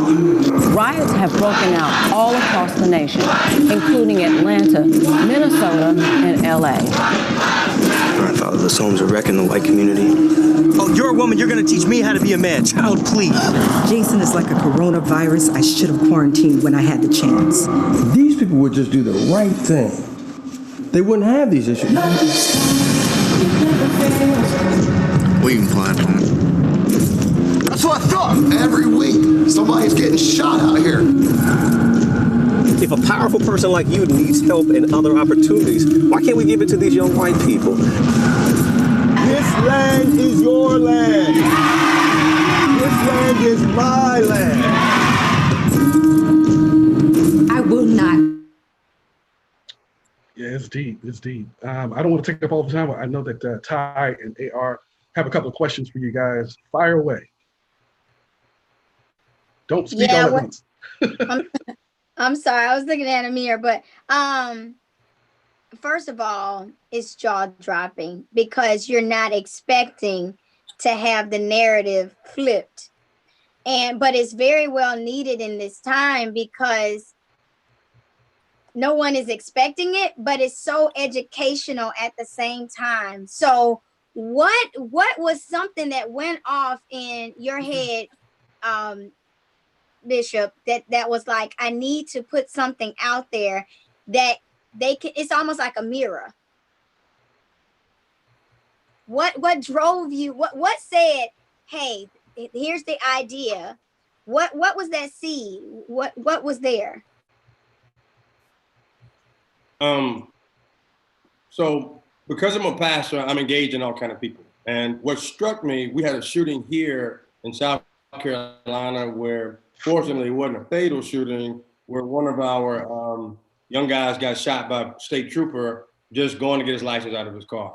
And I happened to be going to a ministerial luncheon that was multicultural. And I was talking to them as a father, not just a pastor, because, my sons are around me, they were driving. And I was concerned that, just as a father, my sons could go out and be harmed just in a routine traffic stop. So in talking to these guys, it was amazing to me to see how non-empathetic they were. They just couldn't identify, and they admitted it. They said, hey, look, Eric, man, this is just not in our world, man. It's not in our wheelhouse. And I thought, man, I said, if this is how the pastors see it, and these are the people who are supposed to be empathetic, supposed to see it from the other side, then I see why society is screwed up, because even the leaders can't identify. So that's what, that was the moment for me. It was like, look, I've got to do something to try to get both sides to see the other side. And that's where, the movie evolved from there, from that point. I want to talk about the production during, were you guys able to rap? Because I saw that the timeline, were you guys able to rap before COVID hit? Or like, how did that work? Because I know you guys were like almost in that gray area right before it kind of, went crazy. Can you tell us about that? Rebecca or David? That was, once again, we're not trying to be overly preachy, but it was divine. So everything was click, click, click, click, click, because I met the director, Tony, in October. So we literally, he heard the concept. When we met, we were meeting about an animated, we're developing animation studios as well. So we're meeting about that. And I gave him the concept of 2 movies. When he heard Negative Exposure, he said, look, man, you got to write that movie right now. So I thought he was just joking. So he left on October 2nd or 3rd. 2 days later, I got a contract. He's like, look, I need you to write this movie. So I wrote the movie in about 2 weeks. He took it and wrote the screenplay in 5 weeks, which was November. We started screening in Atlanta in December, Columbia in January. We were shooting by February 10th in Columbia. We were set to finish a 22-day shoot, not including weekends. The week that we went into quarantine, we finished the movie right before. Then we were set to do all of the editing in Atlanta, but because of COVID and the travel, I built editing suites on my campus in Columbia and brought the editors to Columbia. And, everybody was quarantined and just hitting it, man. And it was just divine. It was a miracle, you know? Yes, David and Rebecca, I would love for you guys to just say, talk about what you hope that people get out of this very gripping and very enthralling film. I was fascinated by it. Well, I think what we really are looking for is to evoke empathy from people. I know, just being a white person, that I worked on a play that dealt with racism before, and this image popped into my mind of the audience having a hand mirror and the thought, ugly as sin, coming as they watched the events and watched the effect of people. I mean, we are all people. We all feel. I'm a mom. There are other moms out there in the inner city and things like that. And if you can touch a person's heart and get them thinking about, gee, what does that person feel? And gee, when their child is hurting, what does that do when they're hungry and they can't have food and things like that? I think what we're trying to get is empathy, but that's just the beginning. That's the leading to a change of heart. And we would like to see society change. Mm-hmm. Well, I would love to start with this picture. I would love to see compassion, the extension of compassion. Because when you extend compassion to somebody else, it doesn't take anything away from you. It doesn't make you any less of a person. It actually adds to you. And I think with this story and with this kind of screenplay, it makes you sit down and think, walk in somebody else's shoes just for a minute or just for an hour and a half, and then see how you would feel in somebody else's shoes. And that, for me, is a very important message, that the extension of compassion, extending the valid, valuing life and other people's experiences is very important. And that's basically the story itself. Also, for me, was it didn't just have to do anything just to do with religion. It had to do with our social structure, our political structure, and how we all maneuver in these systems. Okay. I'm sorry, we kind of getting short on time, but I would love for you, Bishop, to tell people where they can find it, when is it coming out, and where they can view it, and things of that nature. Yeah, go ahead and fire away on the specifics, sir. All right. I appreciate y'all. I know we're short on time. Vimeo on demand. Just go, if you got Roku, smart TVs, just go and download the Vimeo app, and you can download the movie. Just really go to our site, negativeexposuremovie.com. You just go there, purchase, download on any smart device or smart TV, and off we go. Let me add this. This is also a call to action. We come back and talk about national signature campaign and resolution that's coming out of this movie. The National Black Caucus of State Legislators have partnered with us, and we have the Jason resolution, just as your son resolution, which is a police reform resolution that they're putting together for 48 states, 3 territories, and they're using the movie as the kickoff and the signature campaign. So we need to talk more about that, because we'd love to get a rolling out audience involved with that nationally. Oh, absolutely, absolutely.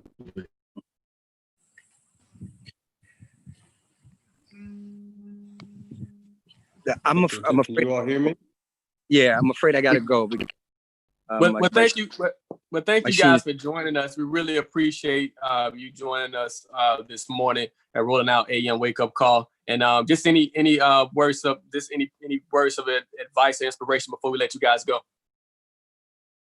No, again, thank you all. Please get everybody to tune in. Once again, negativeexposuremovie.com. September 4th, Labor Day weekend, Negative Exposure Movie. Let's try to get as many people on board and get the conversation and discourse going. Okay. All right. Sorry for my connection, but thank you so much, Rebecca, David, and Bishop, for coming on this morning. Thank you very much for tuning into the Rolling Out AM Wake Up Call. God bless on the success of the movie, and God bless you and your families. You take care. Thank you. Thank you. Thank you. Rolling Out AM, the Wake Up Call. It is Friday. Friday. What's happening Friday? It's Friday. What's going on Friday? Yeah, Friday. You know, it's Friday. I'm excited about our next guest, man, because she's like blowing up everywhere. Like, man, she's on fire. She's in a new WAP video.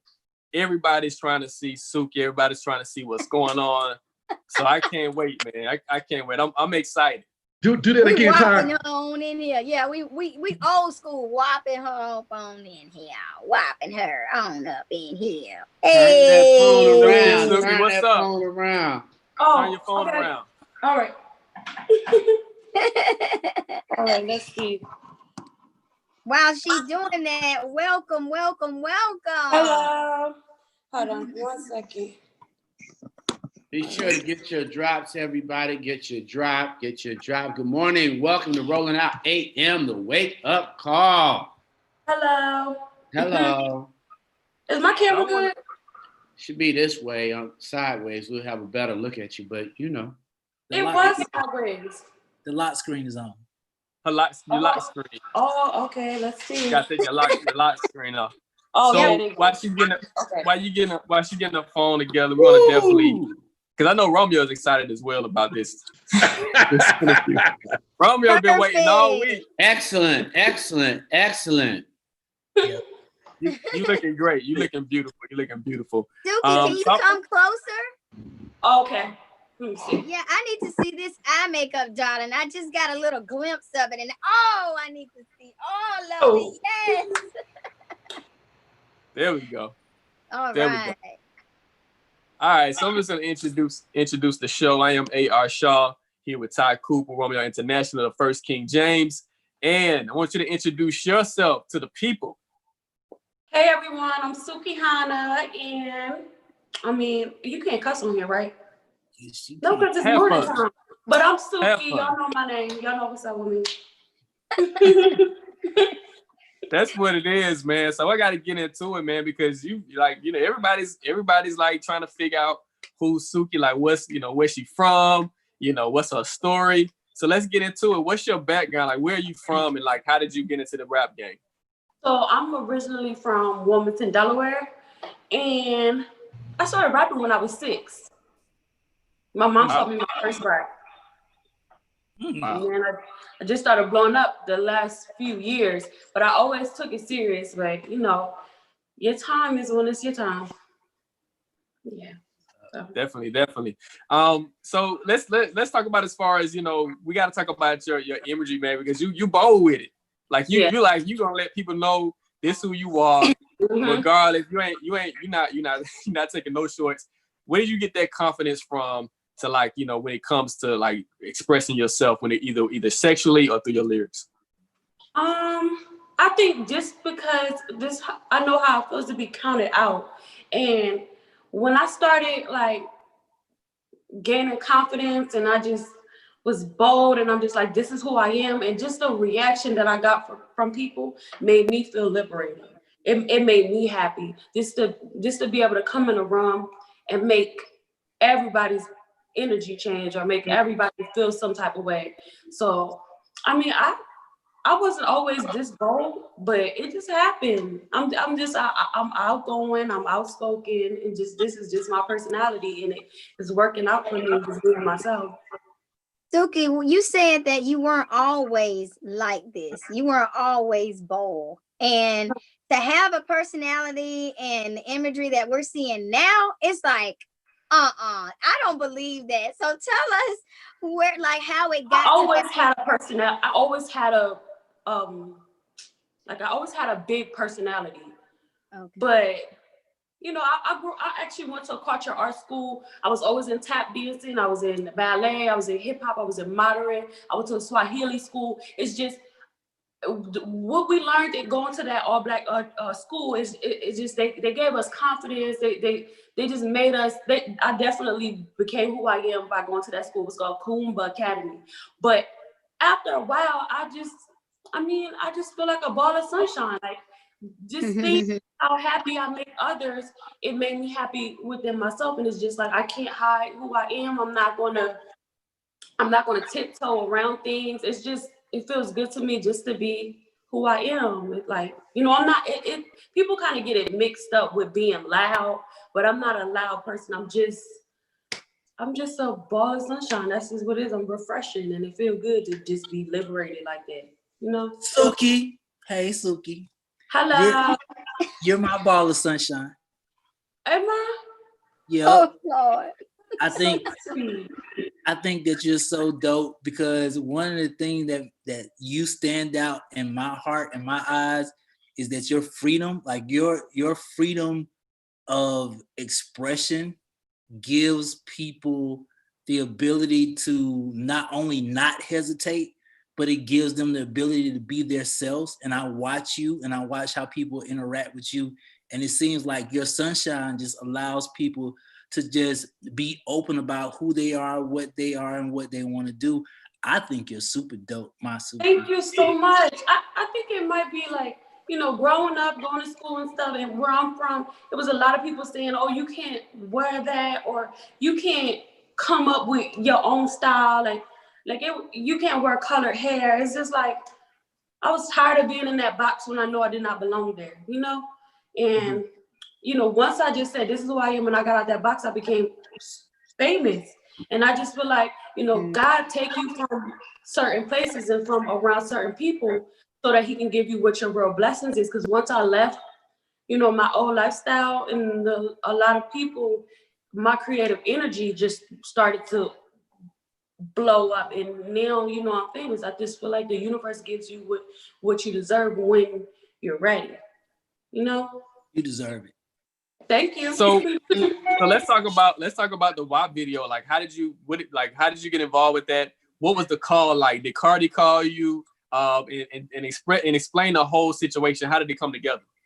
Okay, so I got a call from Cardi's publicist, her best friend. Her name is Patience. Me and Patience is actually both from Wilmington, Delaware. But she called me up and she said, you know, Cardi wanted you to be in the WAP video. Like, we didn't know the name at the time, but she just said Cardi wanted you to have a big role in this video. And I was in the hair salon getting my hair done, and like we was just like, what are you talking about? Like, me and my girls just started celebrating crazy because I knew it was gonna be a big opportunity for me. And for her to even put me on that platform, it meant a lot to me. And I'm a Scorpio, so the littlest things you do for a person like me, or the biggest things does not matter. It goes a long way with me. So I really was excited. The video was so nice. Y'all don't know, like when I was there, it was like, looked like it was maybe a $5 million, $6 million video, real tigers, real animals. Like, it was really nice. I would have died with all those snakes. I'm not gonna lie. I would have been like, ah! I didn't see the snakes, but I seen the tigers. And they were a little aggressive, I'm not gonna lie. What? Oh my gosh. How do you feel about some of the backlash that kicked back when it came to Kylie and when it came to the imagery? Like, did that surprise you, or was you expecting that? I mean, when it comes to women, period, we always get backlash, and it's just a double standard because when it's guys doing the same thing, or, you know, talking about what they talk about, which is way vulgar, because we don't promote killing and hurting our own people. Like, we just promoting sexual liberation and female unity, women empowerment. That's just what it is, whether men want to accept it or not. This is what we're doing. We're all coming together. We all got kids. How you think these kids got here? I think you know, like, I mean, I didn't really care about the backlash because if you know who I am prior to this video, you know, I already get a lot of backlash from building my way up. So I got very tough skin. I just feel like, you know, it is what it is. We got a lot of good feedback. You know, politicians were mad at this video. I seen politicians tagging me on my, like, talking about these people are not good for our generation. And they might think that, but I don't think politicians are that good either.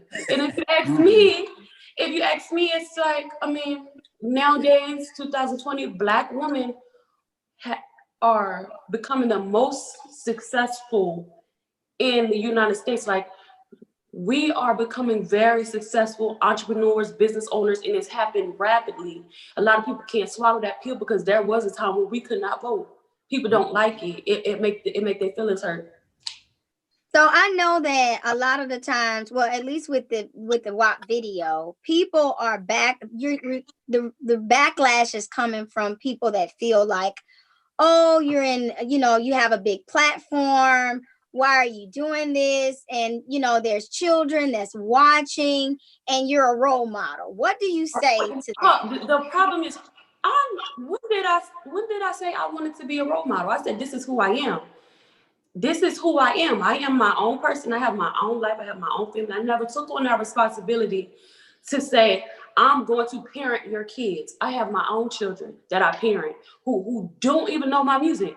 All right. They have my children, like I said in the Fox Soul interview, my children are children. They have a normal life. And I think people should start being role models to their own children. Your children should not be on Instagram anyway. They should have monitored tablets. If we want to talk about parenting, because my children's tablets are monitored. I feel like I'm just being who I am. And I'm not gonna hide it. I'm not gonna tone it down to please other people. Y'all have your life, y'all need to raise your family and your children. Like, like people say, why are we like this? Like, we talking about cat. What is wrong with that? Cat make the world go around. It does. And I just feel like maybe the people who are mad, the people who are mad may not be that confident in that area. But this cannot make you feel like the world is over. We're not promoting violence. We promote what we have. We have children. I can sing about this cat to the day that I die because I deserve to. I brought in a human into this world with a spirit. I am unstoppable. I deserve to sing about what I want to sing about. Nobody gonna make me feel no type of way. I got real beautiful Black children with melanin in their skin that's worth more than gold, rubies, platinum, diamond. Like, I'm gonna sing about this cat. This cat is worth that. Yo, yes to the cat. Look. So we're gonna go into the pretty and ratchet.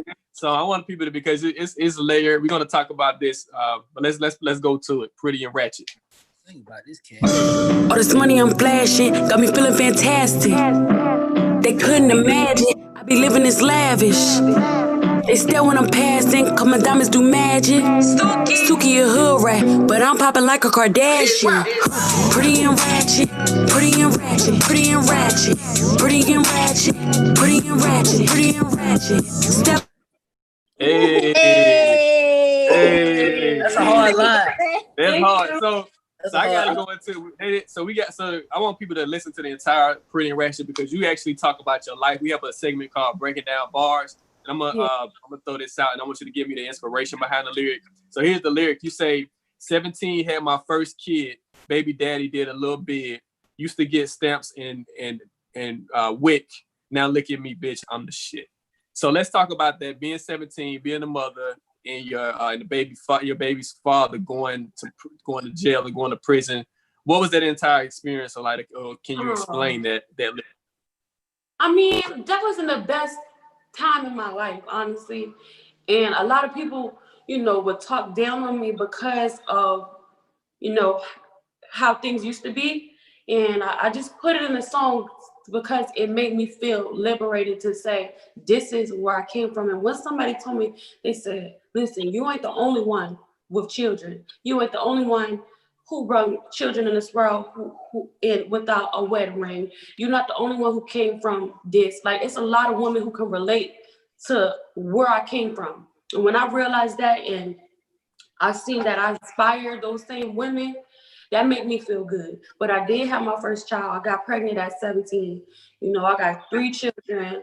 And, it might not be something to be proud about to other people, but me coming from there to now, to having privileged kids, it feel good, and I know it's like things happen. Sometimes you get pregnant. Sometimes you get pregnant again. Sometimes you fall in love again. Sometimes you fall out of love. Things happen. It's adversity. That's what happens in life. But I know that I make women feel better when I tell them my real story, because everything was not peaches and cream. I never thought that I would be famous. I was in the hood. I was chilling. I had my boyfriend, had all these kids for people, you know. I just thought it was that. And then next thing you know, boom, that did happen, you know. So I love the fact that you take ownership of everything in your life, and you use that as a tool in order to tell your story that's actually healing other people and women. Even when you call the wild, you said cat.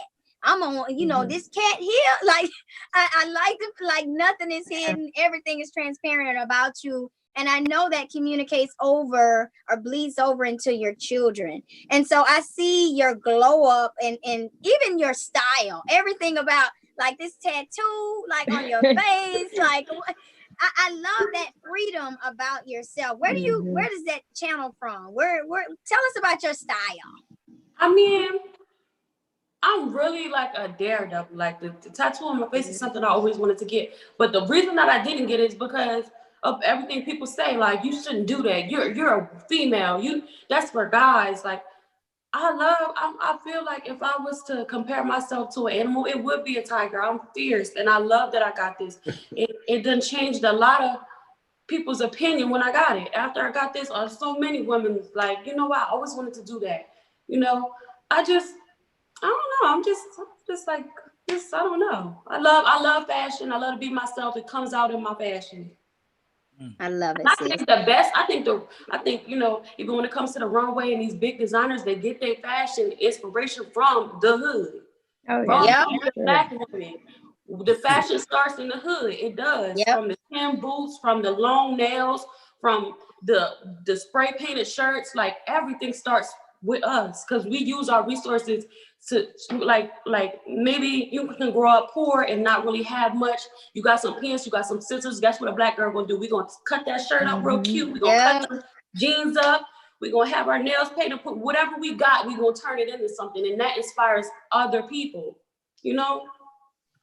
Wow. I love your energy. I was in the bag, so I just wanted to jump on. I like appreciated what you said about, you know, like people don't have to look at you in this way. You know, you didn't ask for that role. I think that's real. You said, I didn't sign up to be anybody's role model. I didn't sign up to parent anybody but my kids. And, you know, you're saying that they're not exposed to this music. So I appreciated you saying that for sure.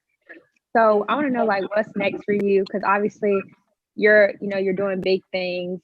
Just working with Cardi and Meg, like that's huge. So what's up next for you? I'm about to drop my tape, which I'm so excited. We're gonna drop it next week. My tape, the name is called Wolf Pussy. Have y'all heard that name before? Yes. Hey. Yes. So right. Hey, I'm with it. All right. So you ever watch Next Friday? What is it? Friday After the Next one? Day? Yeah. I just felt like it was funny. It's just everything. Like, let's normalize the word. It's wild. It's wild. It's gonna take some people a little more time. Just give us time. Yeah. You know what I'm saying? Baby walkers, baby. You know, because I'm a little shocked. I love this reaction because this is what I want. Yeah. Well, I mean, I'm going to go back to it though, because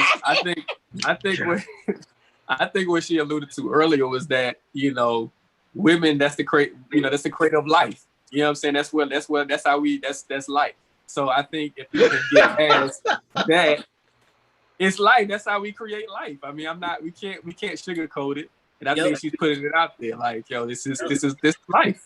Well, and I appreciated when you said you're not talking about killing people or encouraging people to do bad things. So I definitely appreciate that, because that is the opposite end of the spectrum, and people don't ever say anything about it.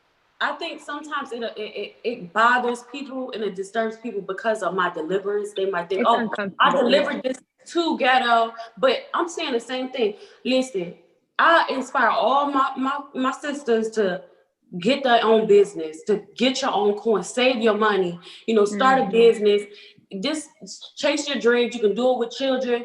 I might not have the best deliverance, but I know my audience and I know my demographics. I'm talking to the people that I can relate to. I'm not Michelle Obama. I don't speak like she does. But when I do speak, Suki, you are Michelle Obama. Don't let nobody tell you who you're not. You can be Michelle Obama any moment you want to be. This ain't that life. You know, we all grow into who we gonna be for God. You know, we either grow to be somebody for God or we don't.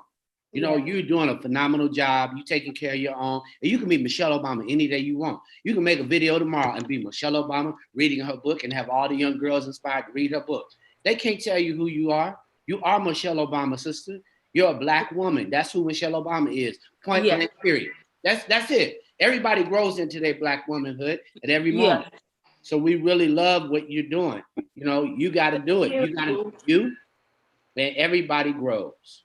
You know, there's not a perfect person on this planet. Yeah. You know, let them stand up if they perfect.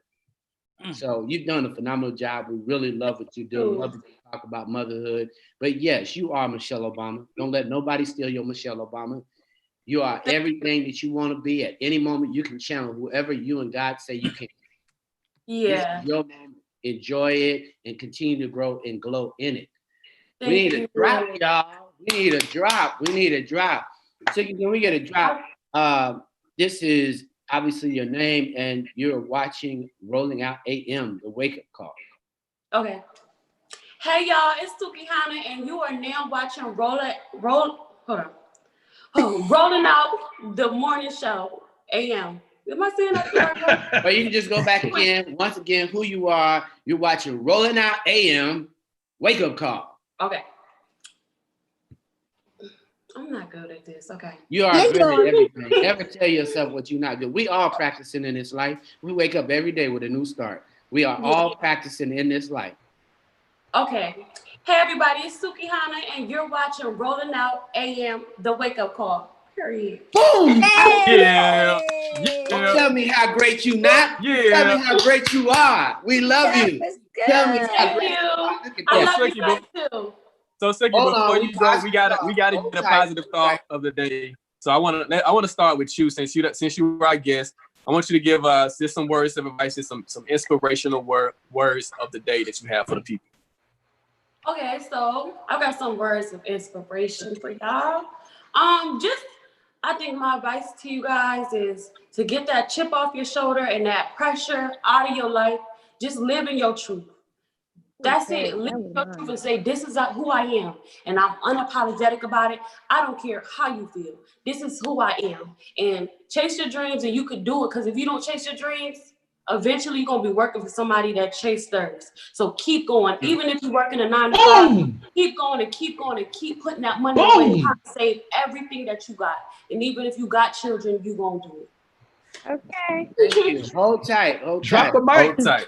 All right, throw the ball to somebody that you see on here, like Romeo or Cass or any of the kids, so they can go next. So what does that mean? So who do you want to go next? Who do you want to go next? Who do you want to go next to say their positive thought? Oh, Romeo. That's my Suki. I'm gonna follow the words of my Suki.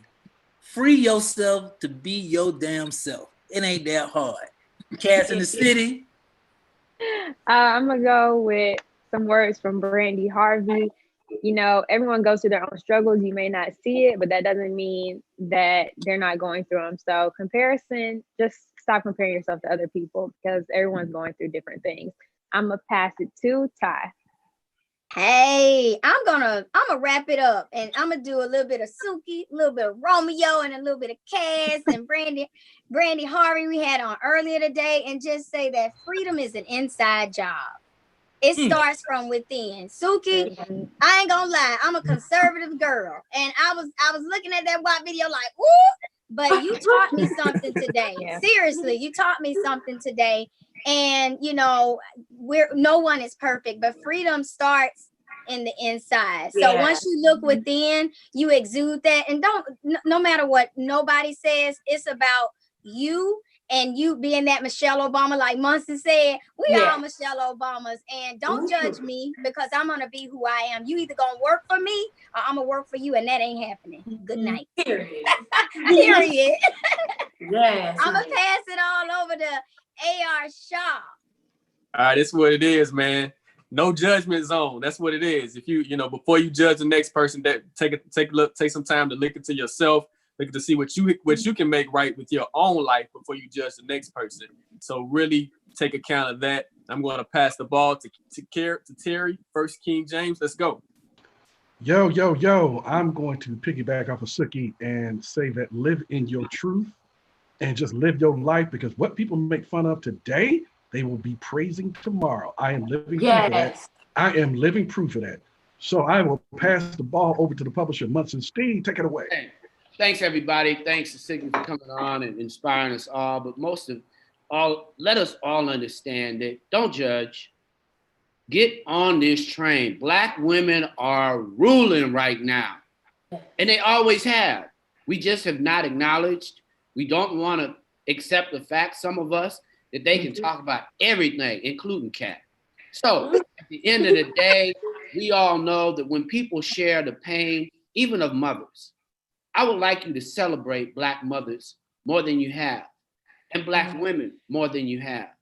And understand that every time we talk about ourselves in a negative way, it is affecting all of us, because we got mothers, sisters, young daughters growing up behind us. So no matter what you do, lift somebody up today and forget about how you feel. Just lift them up and know that God smiles on those who lift up others. This is Rolling Out AM, the wake up call with, of course, Ty Cooper, Romeo International, Suki. Thank you. Thank you. And First King James and AR Shaw and Cass in the city. We're Rolling Out AM, the wake up call. We love you guys. Peace. Bye, Bye, Suki. Great Thank job, you. Suki. Bye, Wake up Suki. is Bye, bomb. my Suki. My Oh, Suki. Lord. Goodness. Suki, Can all Suki you now. guys DM me so I can follow everybody back? Yeah, I'm gonna post You your. need to give me them makeup deets. Y'all need to get on the go live together, Romeo. I'm gonna Oh post. yeah, we sure can. We should go live together, Romeo. So y'all should do Rolling Out AM We live. can do an Instagram live. Yeah. Okay. All you gotta do just DM me. I'm gonna post the interview and everything. So let me know what's up, or text me or something. Okay. All right. Okay, I'll text you. Love. Bye. Bye. She's so sweet. Hey, she said text her. Hey, see, you heard. Oh, what she Lord. said. She done opened the floodgates.